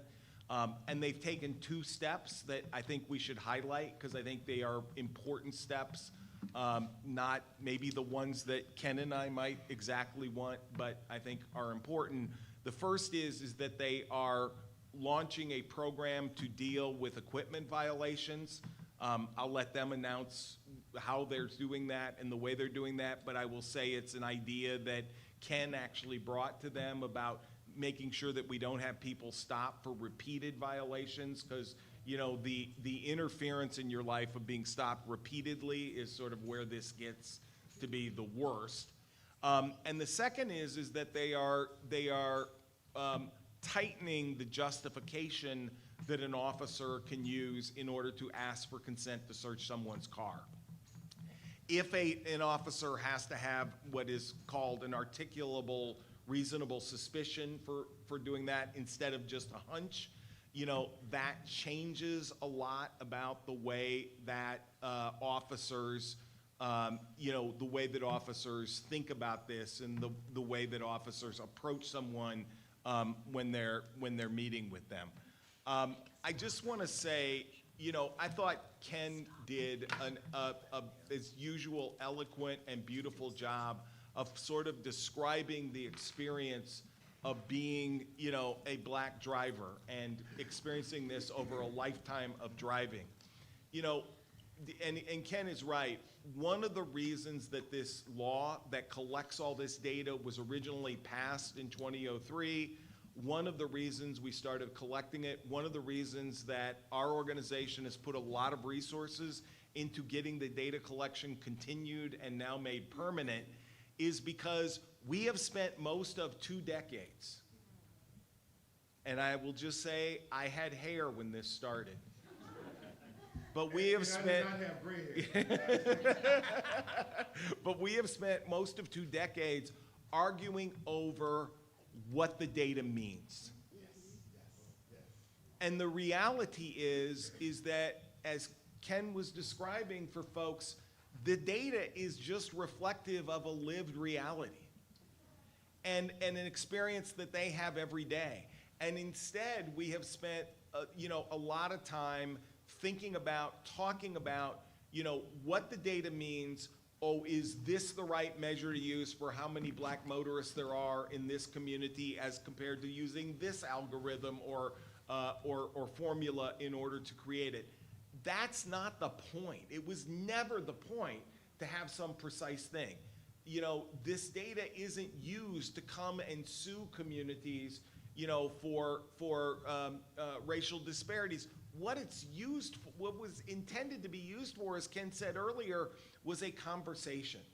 And if I, you know, and when I heard you talking earlier, if I were thinking of a recommendation to make, a recommendation ought to be that every year when this data is published, that a local police department ought to have a public session with the people they serve and protect and talk about what the data means to them as police. Not to make excuses about it, but to say, this is why we police in this fashion. This is what it means. We're troubled by this. We're not troubled by that. To just have a dialogue.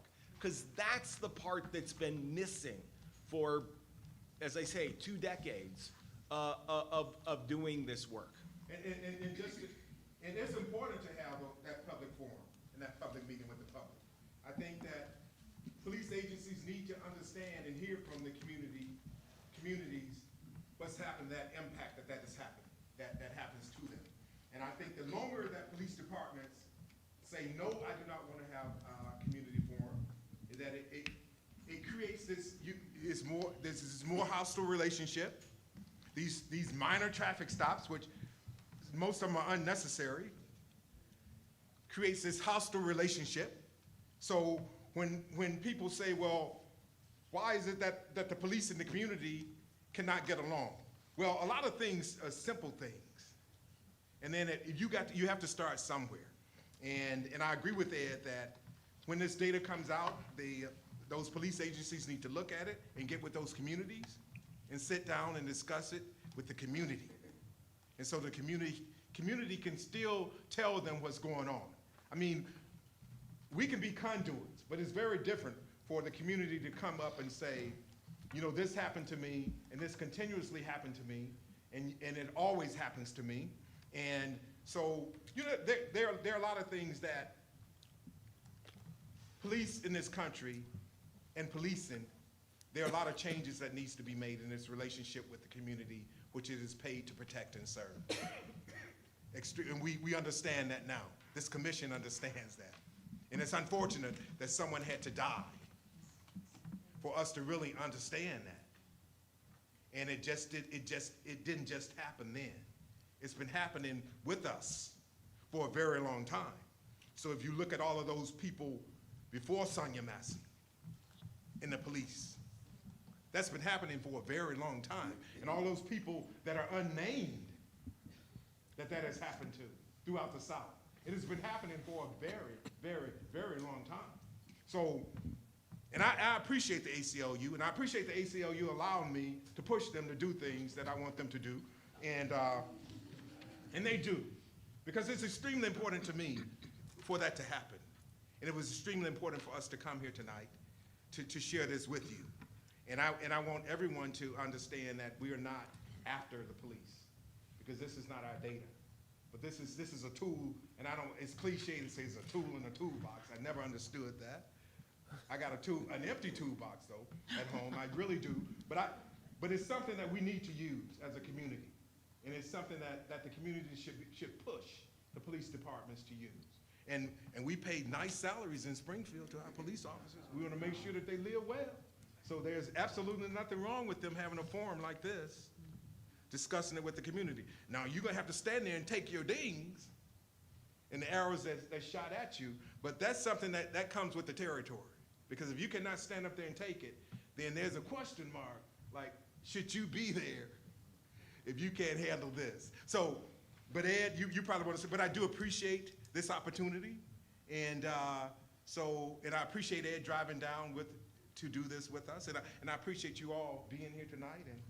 And we're at the questions part. Yes, questions. Sunshine first. Thank you for this presentation. This was a lot of good information. I had 3 questions, but one of them I forgot, so I'm just going to ask 2. On the Lights On program, I think it's called, do you know, this might be a question for the police, but do you know if it is still optional? So like if they pull you over and you have a tail light out, can they still give you a ticket, or do they have to do the voucher now that once it's in place, or can they still say, no, I'm still going to give you a ticket even though we have this voucher program? Well, what's supposed to happen is that they're supposed to give you a voucher. Right, the others, yeah. But I'm wondering if there's officer discretion. Well, and I think the police department, you know, they jumped the gun on us and put this out there before they did the press release. They were very happy. So we started getting calls from the press, and I'm thinking, well, they hadn't put the press release out yet. So man, I don't know what to say. But then it's interesting how they leak information that makes them look good. So I said, oh, okay, but they're supposed to explain the program. And the Lights On program it came about with what happened with Philando Castile. And that whole thing with a light being out. And so we brought it to the police department because we were looking at this traffic stop data and looking at those violations that they were finding on cars. It was like lights and stuff being out. So you're stopping the majority for that reason. So there should be something. If you're concerned about that being a safety issue, and most people cannot, and a lot of people that you're stopping over and over cannot even can barely afford to get groceries and pay their mortgage or rent. So you're going to stop them again, and then you're going to stop them 2 days later for the same thing. So is there an opportunity to work with the community to say that, you know, we will do something to help, you know, you do this. Now I suggested like go to AutoZone, but they said, well, we're going to do something better. This will work better, and I think it will work. But no, they're supposed to give them that voucher, and for that. And so it's supposed to be some way that they can record that. Now the police, this data that's submitted to IDOT, police department record more data than what's submitted to IDOT. I want you to know that. They got a lot of data in there, and it's just a matter of telling them that we know you got a lot of data, so this is the data we would like to see. So they record a lot more data. So there's a way for them to record that they've given you a voucher. So if they stopped you again, and you've had ample time to go to locations, and they're supposed to put that out in their press release. These are the locations throughout the community that will do this work. Because sometimes going to AutoZone is just for a bulb, but some things may be wiring or something like that. So that was the whole idea with it. Okay, thank you.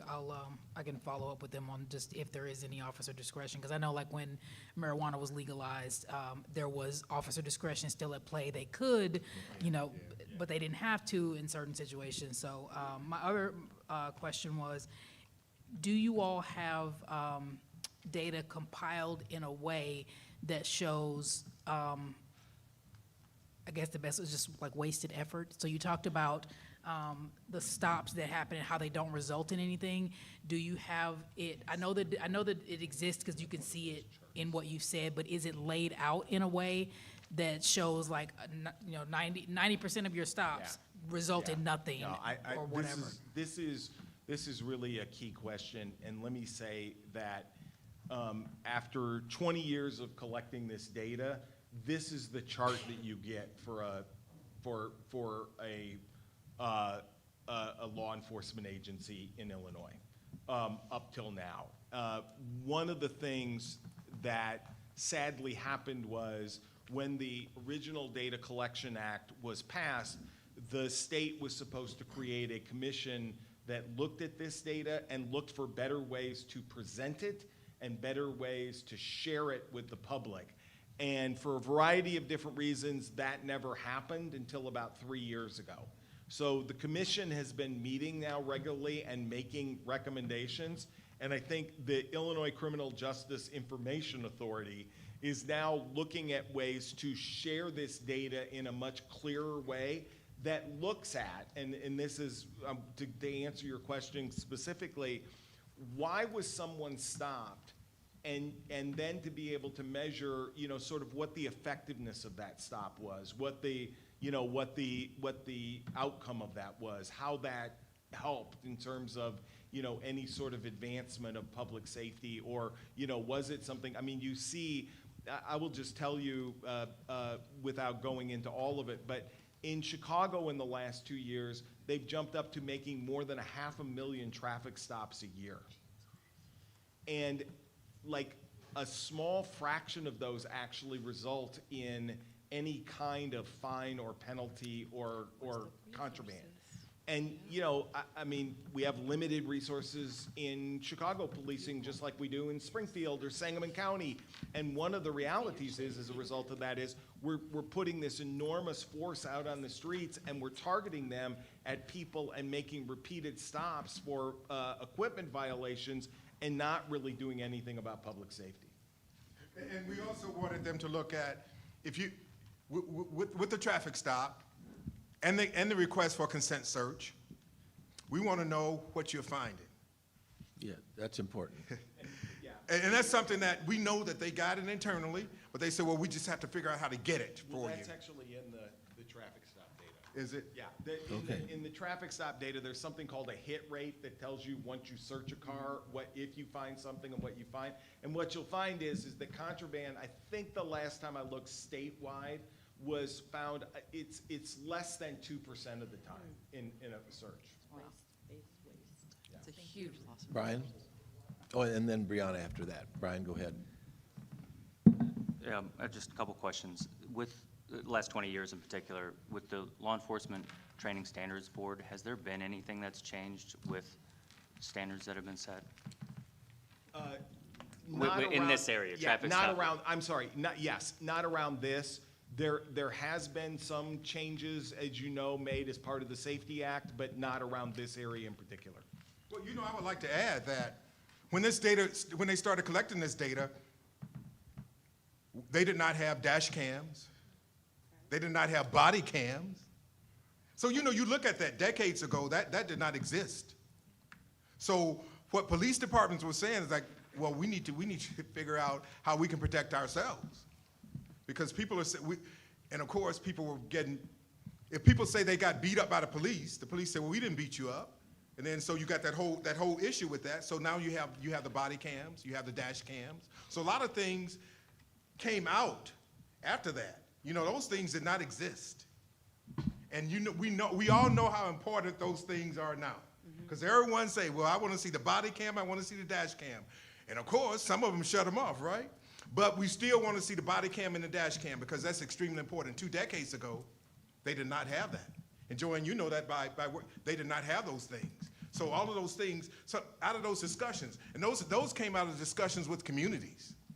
Now there are police departments that do sit down with communities and have those discussions and how best to serve the community. But I just want to share, those are 2 things I know that did not exist and were not just on everybody's tip of everybody's tongue when something happens. So now it is. It's like, I want to see the body cam footage. I want to see the dash cam footage.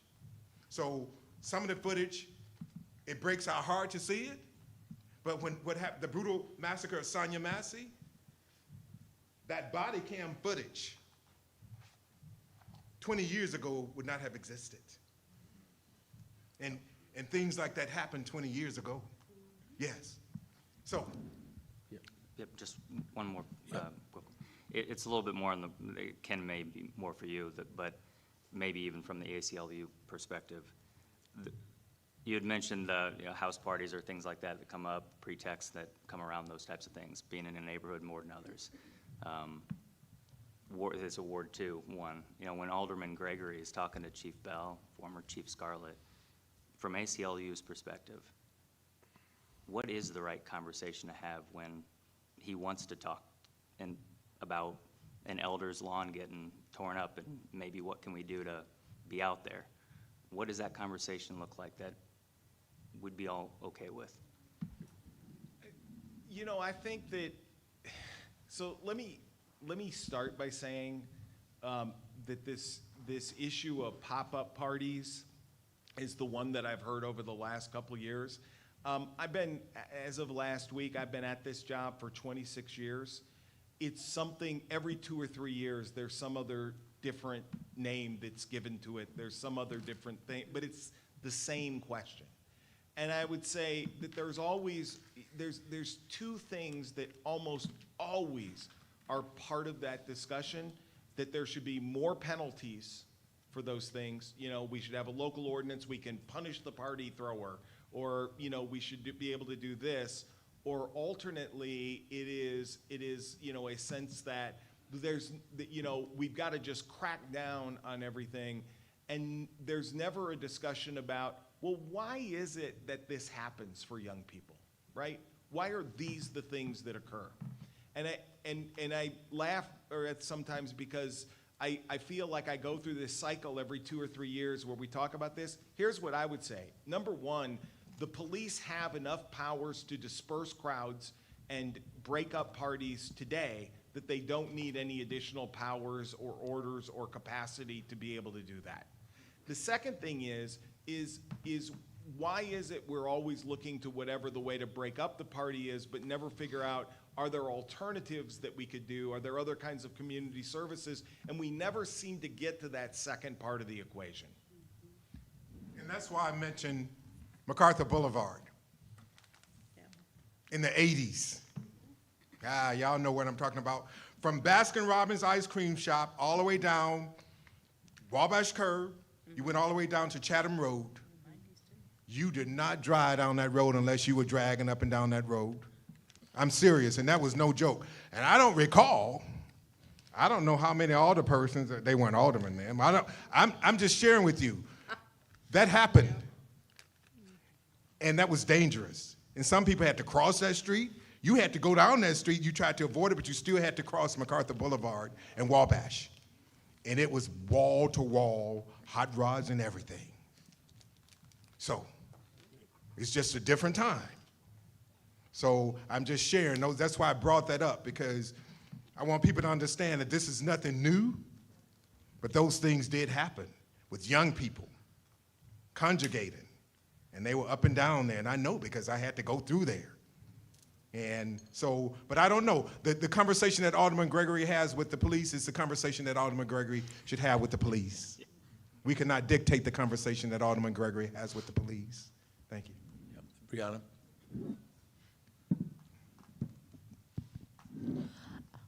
First, thank you for this presentation. I feel like there was a lot of data that I needed to look at to be able to bring it to other organizations that I speak with. But you've mentioned being involved in many meetings over a couple of decades that the public hasn't had access to because we're not invited into those conversations. So if you can maybe give us an idea of what their explanations could have been kind of through the years, or because I know you mentioned that a lot of times they just kind of relate the traffic stops to being related to equipment failure or something along those lines. But when you ask them about the data and present the numbers to them, what have they said to you before, and has those explanations changed? Yeah, I think there's three basic things that we've heard over time, and it's consistent in these are the three things. They might not always be the same for each police department. The first is you will hear an argument that the data isn't correct, right? The data's all wrong. Oh, why, look at our census data. Our census data doesn't match what you say our driving data is. But, if you look in, as Ken was, articulating earlier, if you have a white enclave community that black or brown motorists drive through, the driving population is much different than the actual population. And so there'll be lots of problems or lots of conversations about the formulas and the data. So that's one. The second thing you'll hear is we're just going where people, this is one that we heard in a community earlier this year. In these neighborhoods, we get more 911 calls. So that's why we're making more traffic stops there. But if you ask the follow-up question, which is, are you making traffic stops related to the 911 calls? The answer gets a little bit softer and tends to evolve a little bit, I would say. And the third general take is you will get officers who will swear to you that traffic stops lead to less violent crime. And you ask how that is, and nobody articulates it, but we have had successive superintendents of police in the city of Chicago who believe this is an article of faith. I don't question that they believe it. It's just they have no evidence for it. And so they have literally established quotas for the number of traffic stops that are made, which is why that number has escalated so rapidly. But there's absolutely no evidence that then results in decreases in terms of violent acts in a community. And what we did not report was the pedestrian stop data. And in larger cities, like Chicago, people walk more, use public transportation than they drive. Springfield is different because you drive everywhere you want to go. But that pedestrian stop data is important as well to look at. Now, we just throw Chicago out there, that stop and frisk. They were stopping everybody in certain neighborhoods in Chicago for when you were walking. So that whole thing was stop and frisk. I mean, that's on the national level now. The current administration said we want to bring back stop and frisk. And but we didn't report that. It's just the traffic stop data. Pedestrian stop data looks very different in larger municipalities, especially has good public transportation and where people use it. So you're going to have communities where people are always walking in communities. So Brianna, I'm not sure that did we answer? Did you have a second? But I think I want you to understand. Police, we share with the police that you cannot be afraid of the community that you police. And we share, and I don't share with young police, but young police officers got to understand, you may come from a small town where you've never seen a black person, only on TV. And they put you smack dab in Ward 2. If you have a fear, then that discussion needs to be had, because that's not a good position to be in. If you fear the community that you are paid to protect and serve. So we always say to the police, it's important that you discuss it with the community. So with them doing it is another thing. You know, it's still on the table every meeting we have. And that's going to come up with us pushing that there needs to be a public forum, a conversation with the public on this data. It's okay to have it with us, but the community needs to hear it from you, and you need to hear it from the community, not just us. See, that you can be comfortable with us because it's only a couple of us, but then there's a community out there, there's a whole community out there that wants to discuss that with you as well. Correct. Jerry, and then Susan. Gentlemen, I'm a retired sergeant from Springfield's Police Department. I do not speak on their behalf. This is from my own personal experience. Really appreciate the information, the structure that it was provided in. I wished we could have had, for me personally, I could have had feedback way back when they first started the traffic stop sheets. I retired in 2019. I don't know if I repeated that or if I had already said that. And I think there was some inquiries made from some of the officers that we'd love to. Why can't we meet? It was done from the staff side down, that deputy chiefs, I believe it was, and then whatever individuals they had in those rooms were invited to have these discussions, and it's all seemed so mysterious, and I just wish I would have had that opportunity back then. Pop-up parties real quick, and again, I'm dating myself, but I can remember these, my sisters, from the 60s, 70s, along that same strip of road, but from Tops Big Boy down around the Mickey D's and then back again. And then a lot of the pop-up parties, we call them something else from many years ago.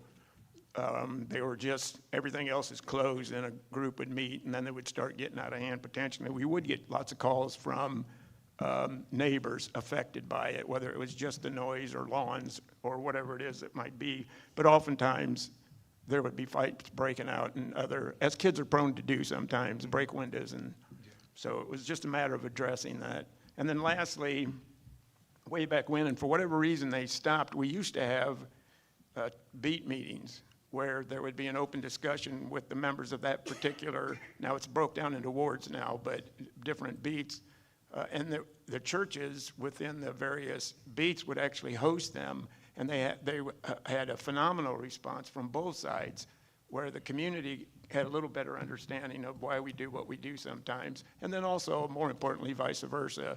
We understand the insight that the individuals have, and I think a lot of times law enforcement forgets that a lot of times when you're in someone's house, this could be the first time in their lives that they've ever had law enforcement standing in their room, where we have that cynical side where this is the 50th time that I've dealt with such a situation or something. So I think having that information way back when would have afforded a lot of personnel a lot better insight. So I really appreciate the presentation, though. Thank you. But and I appreciate you sharing that with us. I think so people can understand the history, just go back, what pop-up parties were 20 years ago. And you know, one thing that we discussed with the police department were the jump-out boys. And so you're going to jump out on somebody, and they're not going to be afraid, and they're just going to stand there. So they've changed that policy as well with jump-out boys. So it's not done like that anymore. They have to identify themselves. You have to come up. You have to have your lights on and everything, because we know there were several incidents that happened with young black boys that they jumped out on. And so, you know, it was like the kids were like terrified. You know, like, my God, who is this? So you don't know. You know, you're coming out of there and bum rushing them. So, you know, so the Chief Scarlett at that time, they changed that policy on that with the jump out boys. And it was a street crimes unit. I mean, we just use that vernacular, jump out boys. But I think everybody understands what that means. That leaves me one quick thing. I was in charge of that unit for 3 years. No, there's no whoops involved here, because when I first got into it, there was a lot of things I changed on it, and that was one of the things I addressed, because for nothing else other than our own personal safety. These individuals have no idea who you are. There may be some recognition within that vehicle, but so I appreciate you saying that. So some of that started before, because I was completely against that shock and surprise mentality. I get sometimes you come across something that potentially could be some illegal activity, nothing minor. We were always looking for the guns and that kind of activity we were trying to curtail. But it's all in the methodology, correct? Anyway, thank you, sorry. Thanks. Brianna, did you have a follow-up? Yes, I have one more question. So we're talking about, like, they should have a public forum for people to come speak, but people are scared of the police and they don't trust them. And I personally wouldn't want to spend my free time going to a meeting just to listen to the police explain to me why they think it's okay to pull over black people more than white people. So, and I know other solutions would be like making a video and post it online, but like not everybody has access to the internet and the video could come across as insincere. So do you have other recommendations besides public forum that could either start to, maybe this is a really big question and a really big ask, but like start to rebuild the trust within the community first before we tell people, come listen to the police explain their lives away? Or like what steps you think with your expertise might be the best to get it to where people will feel comfortable to have conversations with the police? And you probably was listening in on our conversation earlier, but we Yes. had that conversation, Ed and I, on maybe there should be there's another way for us to have public forums outside of just the police and doing that. So we did discuss that. We discussed that tonight on how to do that. And we don't have a way, we haven't figured out a way to do that, but it needs to be done. And but we, at the beginning, we did not want to take that responsibility as an organization and say, we want to have this for the community. We felt that it was necessary for the police, but we understand there's a point, you made a valid point, is that the community is not going to want to come there. So it may have to be us or somebody else that have that community forum and have people there that are comfortable, and then you move it to another level. Or a coalition of partners that do that. Susan? For what it's worth, I'm aware that there are conversations about trying to put together such a coalition conversation. I don't think it's ready for prime time, but I'm aware of it. So I have a couple questions. One is shorter than maybe the others. The first, I read the news about the voucher program and that the vouchers would go to one of 4 vendors in town who could do that service. And I'm curious if you or maybe anyone else knows if any of those 4 businesses receiving the vouchers are black-owned. That I do not know that. That's something that the Springfield Police Department, they put all that together. They would know that. I would be really interested to know if any of those 4 are black or minority owned, or if this voucher program is going to be directing more city funds to white-owned businesses. So that's a question that I'll ask somewhere else. And then I was really surprised to see the number of stops drop, and I know we skipped 2020, COVID year, I guess, but the number of stops between 2019 and 2021 dropped by half, by 50%. Is there any reason besides COVID? Not that, so I think there's, I can give you speculation, I can give you what other law enforcement officials have expressed elsewhere throughout the state. During COVID, when officers didn't want to make stops because they were afraid to interact with people directly or concerned about interacting with people directly and stopped doing that, the theory is that they just got out of the habit of doing it, and it's taken some time for those numbers to start creeping back up, and that's the reason it fell. But I don't I am just to be abundantly fair about this, I don't know. Okay, given that speculation, was there a jump up in crime when there were fewer stops? It depends on where you're talking about and Sangamon County. Yeah, and who you're talking to. We did see some bump ups in crime during COVID, but I think or just coming out of COVID, but I don't know that any of those were necessarily related. And as we've said, even people who've looked at this can't find any intersection between the number of traffic stops and crime when you look over a longer period of time. Yeah, I'm interested in that correlation. And then I was stunned to see the numbers on the searches, I believe in 2023, and you had a lot of numbers, and I wish, for future, it would be really handy if we could have some of the data to look at. It's really hard to, this screen in particular, we've got a blue echo something. Let me do this. I will pull together, I've got in an Excel sheet that's a little bit cleaner and easier to see than this. I can send tomorrow. Yeah, and so that you can do just that. 'Cause Well, I think the slides were okay. This particular screen, there's Yeah. something wrong with it, Yeah. so there's a blue echo. I- But so the number, though, if I got this right, the number of searches for white folks was 62, and I presume this is a flat number. And Yes, 62, yes. and the number of searches for black drivers was 1,077. Yeah, That is correct. yeah. That is more than, that's like 18 times as many searches, but that doesn't take into consideration the disparate numbers There's for the disparate percent number- for there's the population. Right, there's the disparate number in who gets stopped, then there's the disparate number in who gets asked consent Right. to search, and then there's the final action of actually conducting the search itself. So there's kind of 3 steps where one is concerned that bias can be built into all 3 steps. So that's where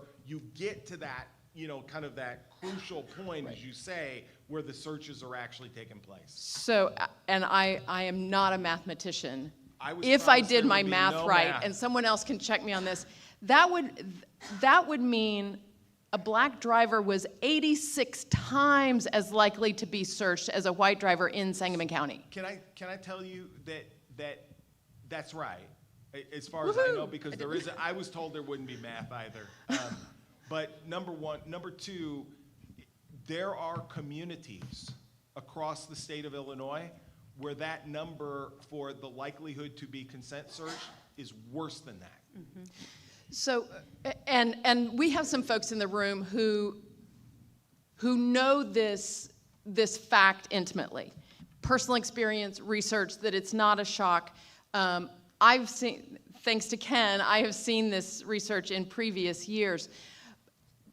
But as a community, everyone should be shocked by that number, and that is an absolutely unacceptable reality. Yeah. And there should be no excuse for it. I've always, the only analogy that I could ever think of, and I'm getting to an age where fewer and fewer people understand this reference, but I'll just say that the secret bombing of Cambodia was not a secret to the Cambodians. Right. Right? The data is not a secret to the people who are living this in real time. Yeah. That's true. Well, Susan, I congratulate you on your great math and the way you use the statistics, because I think you're precisely right, that black motorists in 2023 in Springfield were 70 to 80 times more likely to have their car searched than the rest of the population. And it is absolutely appalling. So, Veronica? Thank you so much for the presentation. For the state of our country when it comes to immigration and the outrageous ICE activity throughout the country, having the Trust Act is such a relief for many reasons. So I think it's really important to continue to do Know Your Rights and to talk to people about their constitutional rights, which includes the traffic stops. We continue to do SCIAN, Know Your Rights for immigrants when encountering police and ICE separately. Those are 2 different searches, 2 different outcomes. And I think that is so important to continue to tell ourselves and educate our friends and families that life-altering stop that happens to our black kids, brown, when it happens to immigrants, it affects the livelihood, the next step in any type of adjustment of status because of the clause of good moral character. And because Homeland Security, to uphold the clause of good moral character when you apply for a work permit, a green card, or citizenship, will use traffic tickets to deny an adjustment, right? So I'm not talking about DUIs or, suspended license. And I'm talking about a traffic ticket and how life altering is. And I think this is why I believe that we need to work in coalitions to continue to do know your rights, to understand our constitutional rights. And to the comment from Brianna, I think it's so hard at this time to trust our police with the caveat that in Springfield, we are expecting the Springfield Police Department and the sheriffs and law enforcement not to collaborate with ICE in absence of the criminal warrant. What we see in the rest of the country is a collaboration of police department with ICE in ways that are so outrageous in these kidnappings that are happening all over. So really, as an umbrella thought, can we trust the police? Where do you live, right? So thank you for all you do, but I think that we need to continue to teach know your rights to all populations. Okay, thank you. Calvin, this is the last question. Well, first off, I just want to say that I'm not surprised with the numbers or even shocked. I've seen it when it came out, see it every day. See it with a lot of pretextual traffic stops that happens on the east side, especially with the Springfield Police Department Street Crimes Unit, their proactive crime units. Read about pretextual traffic stops all the time in police reports, to whereas, say somebody didn't signal within 100 feet of turning, they get pulled over. Doesn't necessarily have to be a traffic light or anything like that. They just get behind them and try and find some reason, such as a legal tent on the window. Oh, well, it looks too dark, so we're gonna still pull you over. So I just wanted to say that. One other thing, too, that I wanted to know is the ACLU, are they monitoring vehicles that are being forfeited? And for the people who may not understand this or know this, so basically, if an individual gets stopped, sometimes they can go to the courts and they can have judges rule that they're not going to give you back your vehicle. No sort of amount of money or anything, they just keep your property. So I wanted to know if the ACLU is looking into that, because it does seem as though that there is a uptick in that here in Springfield, Illinois. Oh, that's interesting. So let me say, a few years ago, we worked on legislation that actually, I'm happy to say, Governor Rauner came to our office to sign, that would that changed that system to shift the burden for seizing someone's property back to the state. They had to have a preponderance of evidence, as opposed to you having to prove that your material, your belongings weren't engaged in any criminal activity. Because again, remember that civil forfeiture does not require a criminal conviction for the property to be seized. I'm happy to say that just in this legislative session, there was a follow-on bill that actually improves the way that the data is collected about that. So to your question, we did this change to the law. We couldn't really see how it was working because the data wasn't collected in a way that we could really analyze and look at. That should be getting better in the next year and then on after that. And so we're hopeful that we can look at places where there's a sudden spike in that, where there's some change in that. And so that is something you'll see in the very near future in Illinois. Okay, great. And then another question too. So on the stop card, or the form that they fill out when they fill somebody in, it's been about a few years before I've actually seen one in person. On there, is there a section to where is either the person consented or they had probable cause to actually go in the vehicle? Yes, if the requirement is that, or when they record that information, if they have probable cause, they have to say what the probable cause is. If they are asking for consent, they're not actually required to justify what the hunch was, what the thing was that led them to do that. That's not on the state form. Again, that was one of the things that the Springfield police are looking at, is changing that so that the officer would actually have to clear through a supervisor the reason they're asking for consent to search, which again, in our minds, really turns it into a probable cause search as opposed to a consent search. Yeah, I agree. Also, a suggestion as well is that the next time that you guys go into a meeting with the chief of police, I don't believe that there are any dash cameras on any of the city of Springfield police vehicles whatsoever. So my suggestion would be to recommend, at least starting out, that there are dash cameras on the street crimes unit vehicles as well as the proactive crime unit vehicles as well. Because if you ever take a look at body camera footage, they turn it on right before they pull somebody over, but it doesn't necessarily interact or show, you know, if there was actual probable cause to pull an individual over.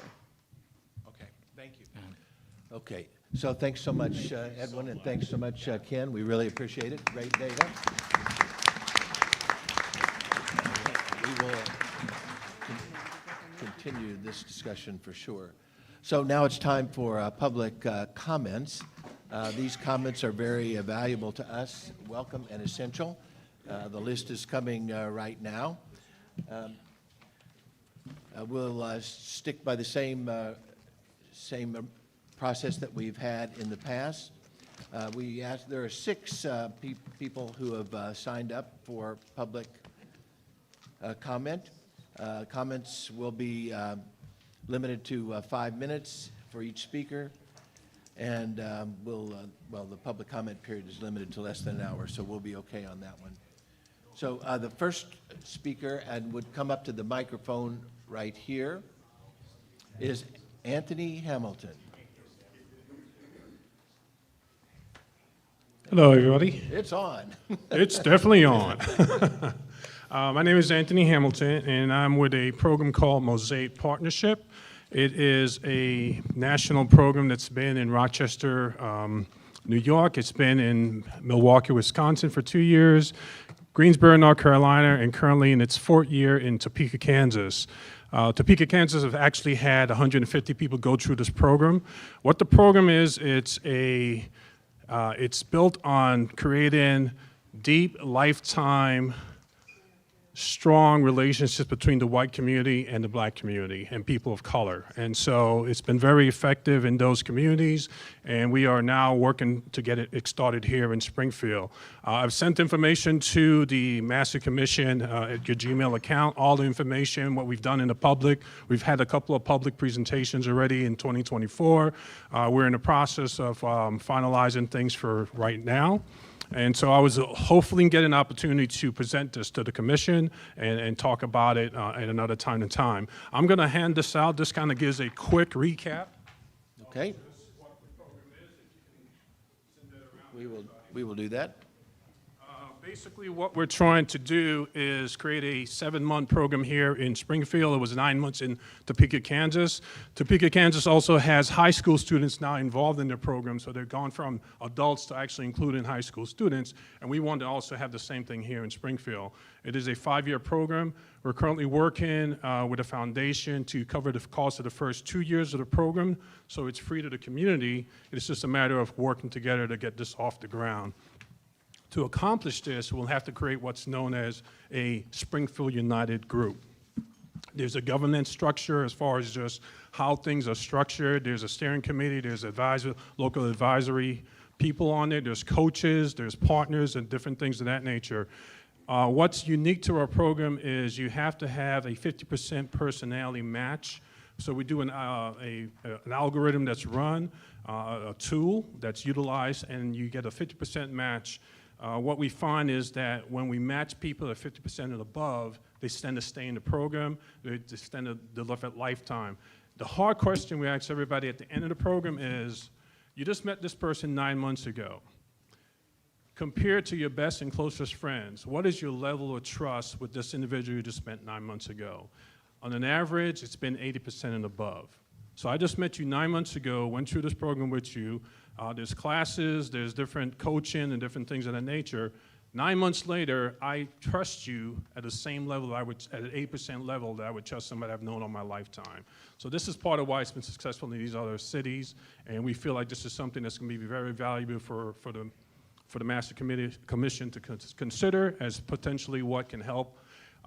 We've met with the mayor. We've asked her to put at least 10 police officers and the chief of police in this program for going forward in that first year. We have United Way as our fiduciary partner, as far as a local council. We've worked with the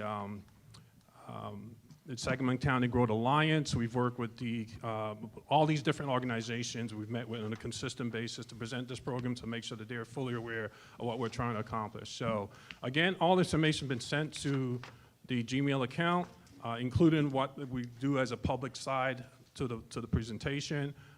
There's a real recap there in your hand, and there's further information available if anybody wants to reach out back to me. Thank you very much. Thank you. That sounds good.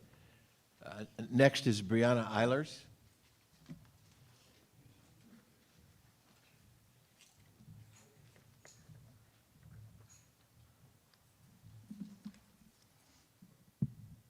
I'm still alive. So I am very appreciative that mental health is being talked about, and I want to stress why. I recently just came out letting everybody know my own story, and I actually found out not too long ago that I was groomed by a man that was 10 years older than me. He found me whenever I was a child through an app that I played on a game with. The reason why I mention that is because my family is mentioned in Epstein's book, and if I am dealing with it, and I know there is one other person who is my age who is also dealing with it, she does not know yet, and I'm not going to be the one to tell her. So I can confirm that it is still currently happening here. The family that is mentioned in the Epstein, the side of my family that's mentioned in the Epstein files, or Epstein's black book, I guess you can call it, attended the Church of Christ. And so they were evangelical Christians. And then on the other side of my family, it was all Republicans. If you go through all the history of Springfield, you find that the Democratic side is normally the Mormons and the religious type. The Republican side is the KKK, which, why are we dealing with racism? Because the KKK, and we have it very heavy here in Springfield. Everybody wants to say was, but it obviously is not was, it is. So thank you for listening. Thank you. Yeah. So, Ken Pasha.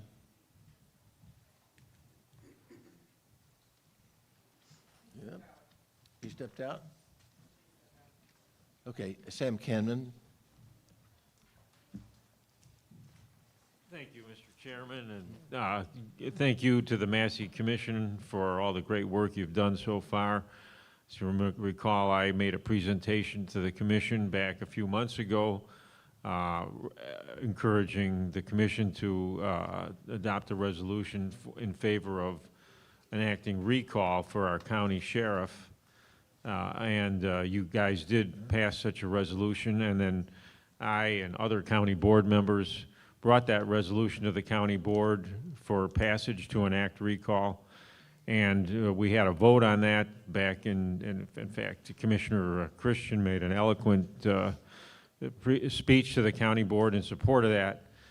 The county board, as you know, on a party line vote, voted it down. The Republicans claimed that we didn't have the legal authority under the state constitution to enact recall, even though there is an appellate court decision stating or holding that we do have the right to enact recall. So to resolve that problem, Senator Turner introduced a bill to create a law that would specifically state that counties have the authority to enact recall for countywide elected officials. That was Senate Bill 1954.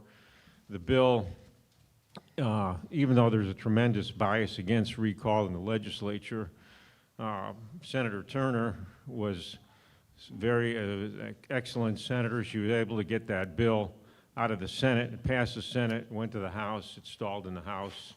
The legislature adjourned at the end of May, and that bill did not become law. So there's another way to get recall on the ballot, as I think I may have mentioned, and that's through initiative petition. And we have the petitions that are already circulating, and we have to get about 8,000 signatures 90 days either before the March primary election or 90 days before the November 26th general election.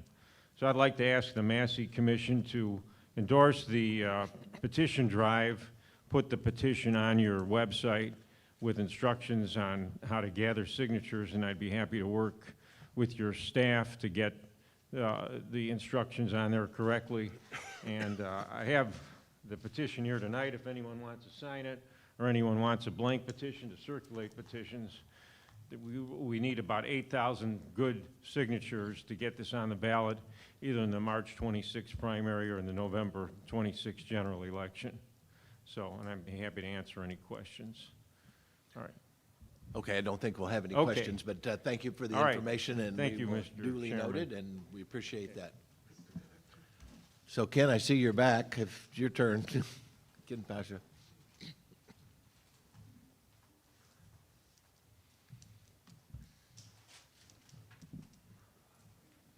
I want to thank everybody who texted me to remind me I was up. I appreciate it.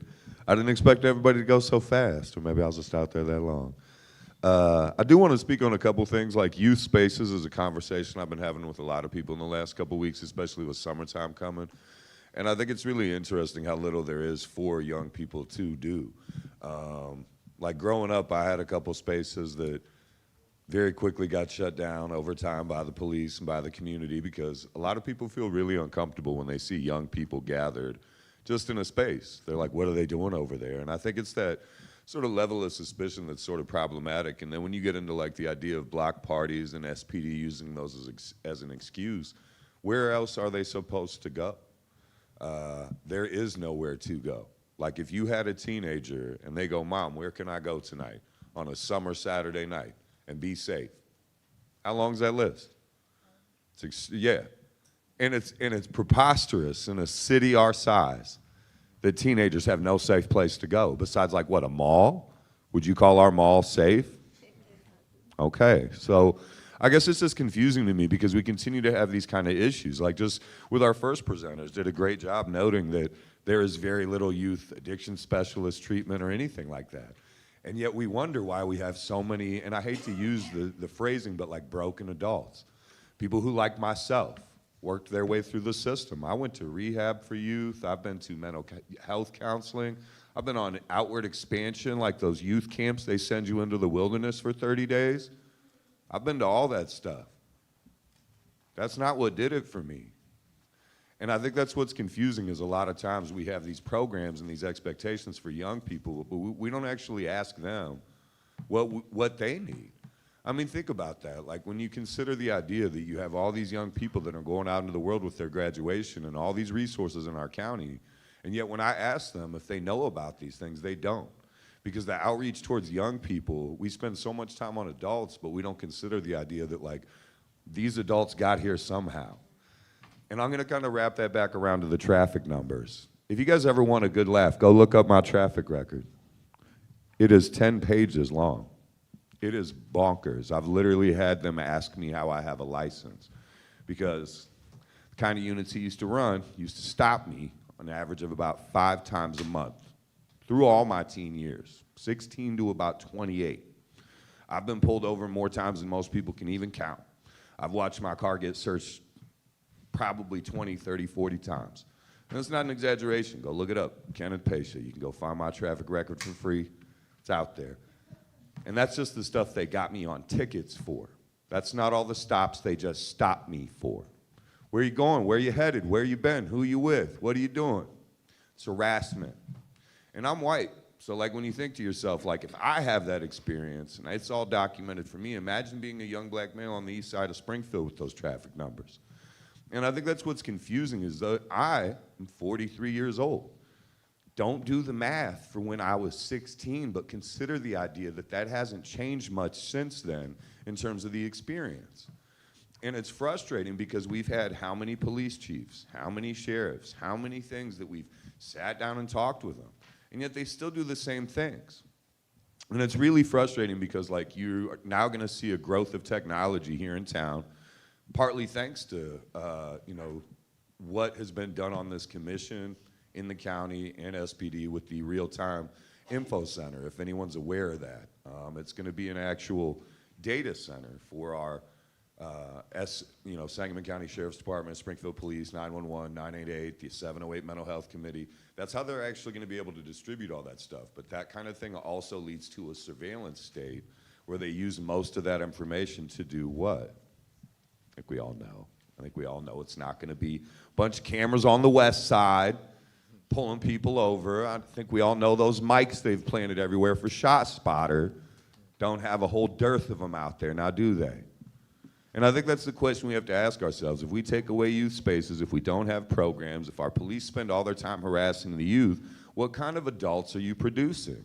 The kind of adults that are scared to interact with the police, which leads me to use my last 20 seconds to talk about the kind of interactions you have with the police, even as adults. At our incredible Juneteenth celebration, one of our SPD officers manhandled a 12-year-old and then proceeded to scream at community leaders, such as the leader of the Juneteenth Festival, a local alderman, and the head of the Springfield School Board, 186 School Board. That's the kind of behavior we still see from our police department on a regular basis. And I think it's just frustrating that no matter how much work we do and we sit down with them, in the end results, the tactics are the same, the statistics end the same. So we have to ask ourselves, is it a lack of commitment on our part or a lack of commitment on theirs? Because we've had a Citizens Advisory Committee, and I'm sure Sunshine could regale us all with details of their lack of intent, lack of follow-through, lack of actual hard data that they take and turn into real changes that lead to different outcomes, because they don't want to sit in these spaces with us. They don't actually care what those numbers have to say, because disparately, that's where the crime is what they'll say. That's where the ShotSpotter tells us to go. And it's frustrating because it's confusing, because I don't understand like how it continues to be that way over and over and over again if generations have spent telling them that. Because at that point, it's either that the data doesn't make sense to them or they're just not listening in the end. And I guess that's just the hard part for me, is all these years later, it's still the same outcomes. So I just encourage you guys to really think about that when we talk about, and I'm not pointing this out to you, but like, I had somebody talk to me about how I talk to Chief Beal and how I'll talk to the sheriffs and stuff, because even though I'm a very like non-pro law enforcement person, those conversations have to happen. Even if they don't listen to us in the end, we have to be willing to sit down with them if they're willing to have those conversations with us. And I'm not gonna get into the problems we've had having those conversations with leaders here in this town, but if they are, I do wanna take this very last time, because I know I'm way over time. Wednesday, here in town, the SPD is having an open house. Chief Beal will be there from 5:30 to 6:30 to meet with the public or anyone that wants to come out and question him. He has actually asked me to encourage people to do that, and that's rare. Most police chiefs are not like, come on out. I'd love to talk to everyone. He's specifically spoken to people like me and others to do that. So I encourage everyone in the community to take him up on his word. Come talk to Chief Beal, because otherwise, what do we expect from them? If we don't challenge them and hold them accountable and give them those uncomfortable questions and give them a chance to either answer it or walk away and shut down, then what are we really doing? Yep. Thank you. Yep. Next, Vinny Gupta.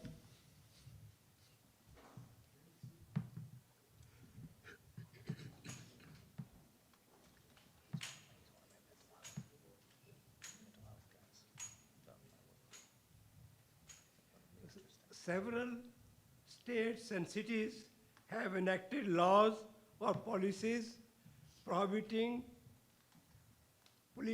police from initiating traffic stops for minor auto equipment or driving violations, often known as pretextual stops.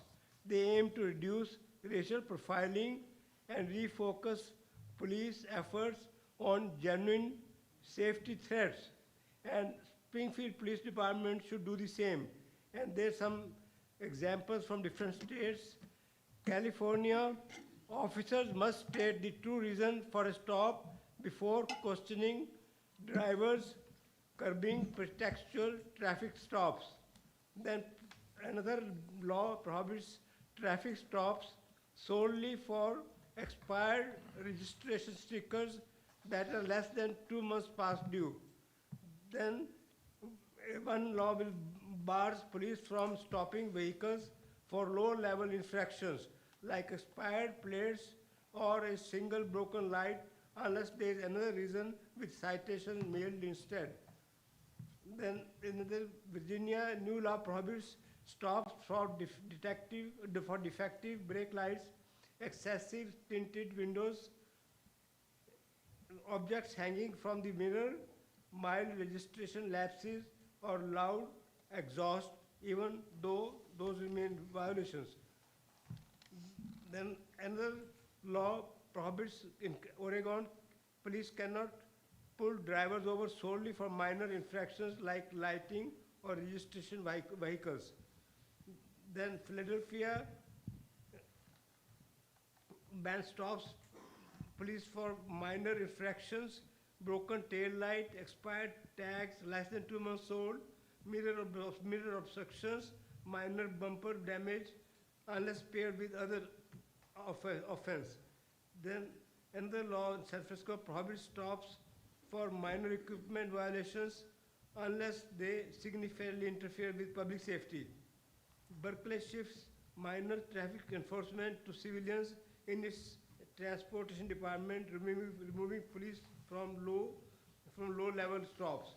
Los Angeles discourages stopping drivers for minor equipment violations like broken tail lights or cracked windshields unless there is a suspicion of serious crime. Then another initiative proposes using unarmed civilian agents instead of police for minor traffic violations. Denver police no longer stops vehicles for low-level infractions that don't pose immediate threat to public safety, such as expired tabs or broken lights per new department guideline. Then Brooklyn police prohibits police from to stop arrests or searches or stops for non-moving traffic violations, infractions unless required by law.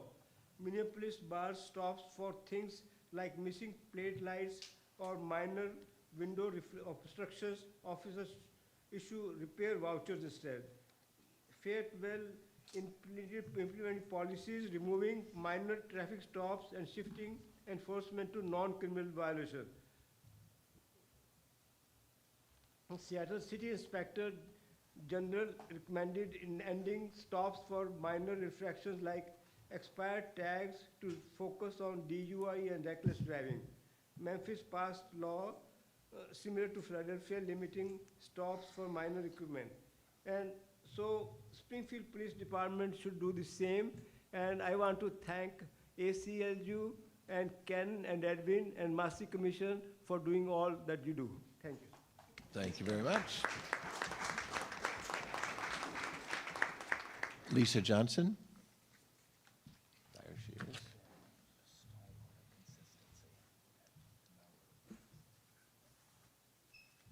Hi. Hello. Thank you. You all know how I feel about police, but I always end up having something to say because I am a sociologist.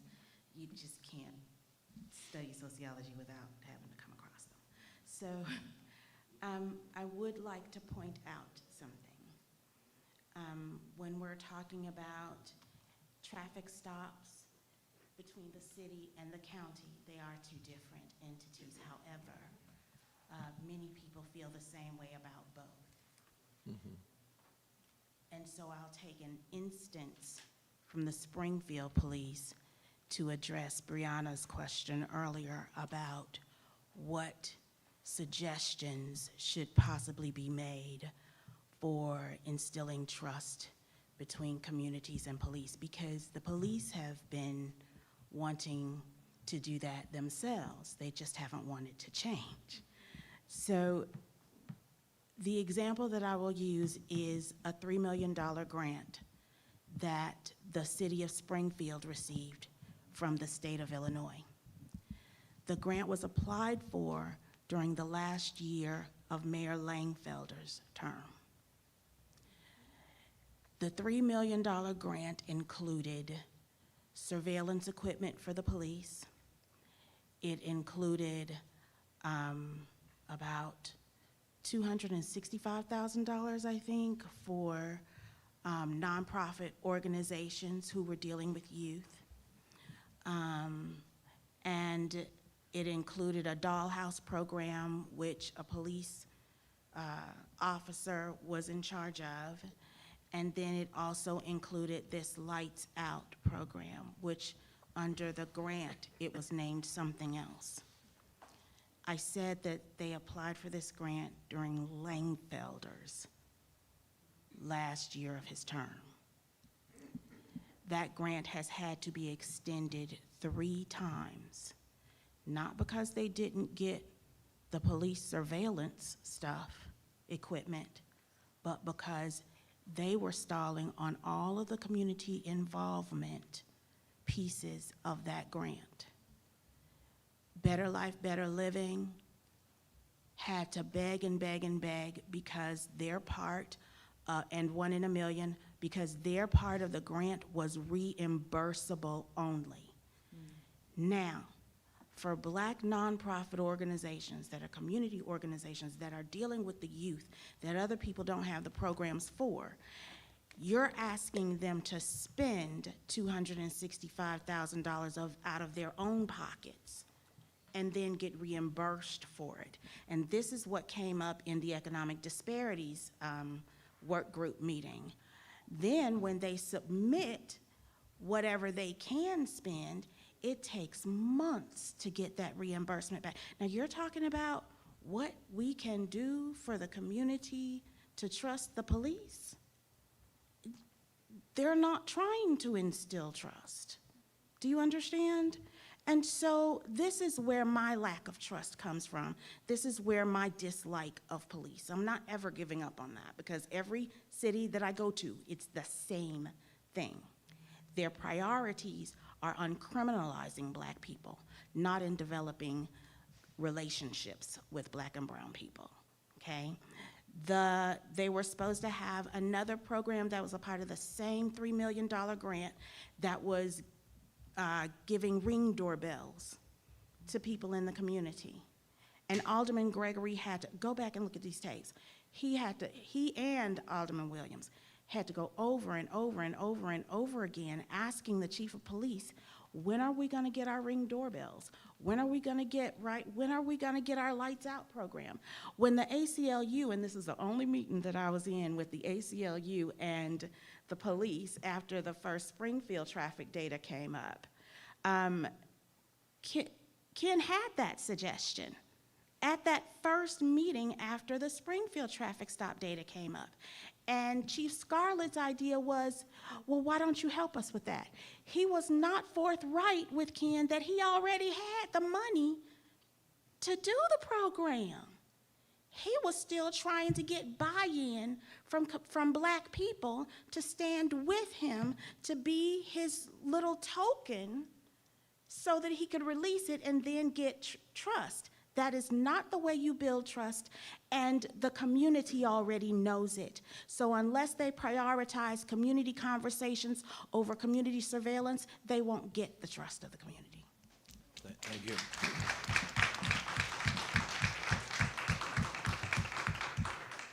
Okay, Lisa was the last speaker, so this completes our meeting. Our next meeting will be Monday, July 18th, right here again at the Salvation Army. Keep up with the website for more information about this meeting, about some of the great suggestions we've had tonight, and the work group sessions that will be scheduled. And I think, Susan, you've got a comment. I did, and if it's out of order, I'll save it. Kathy Schwartz wasn't able to be here tonight, but asked me to convey a message. That's fine, go ahead. Okay, so Kathy Schwartz has been working with a local group addressing the food desert that we have on the east side. And there is a group called Rooted in Springfield. It's a collaboration of a group of people. They have an advisory board formed, and they've applied for their 501c3. And they are working with the east side alderpersons on a location, and are working with the community gardens and the Illinois Food Bank to help put those pieces together, and are also exploring options related to a commercial kitchen. And I'm not sure I understand her message. Either CAP 1908 has a commercial kitchen or is planning one, so maybe that comes out of the plan, but she wanted, for the health and well-being of the community, Kathy Schwartz wanted us to know that there's a group of people working on that. Thank you. Is there a motion for adjournment? So moved. By Joanne and second by Sunshine. All in favor, aye. Motion carries. Okay.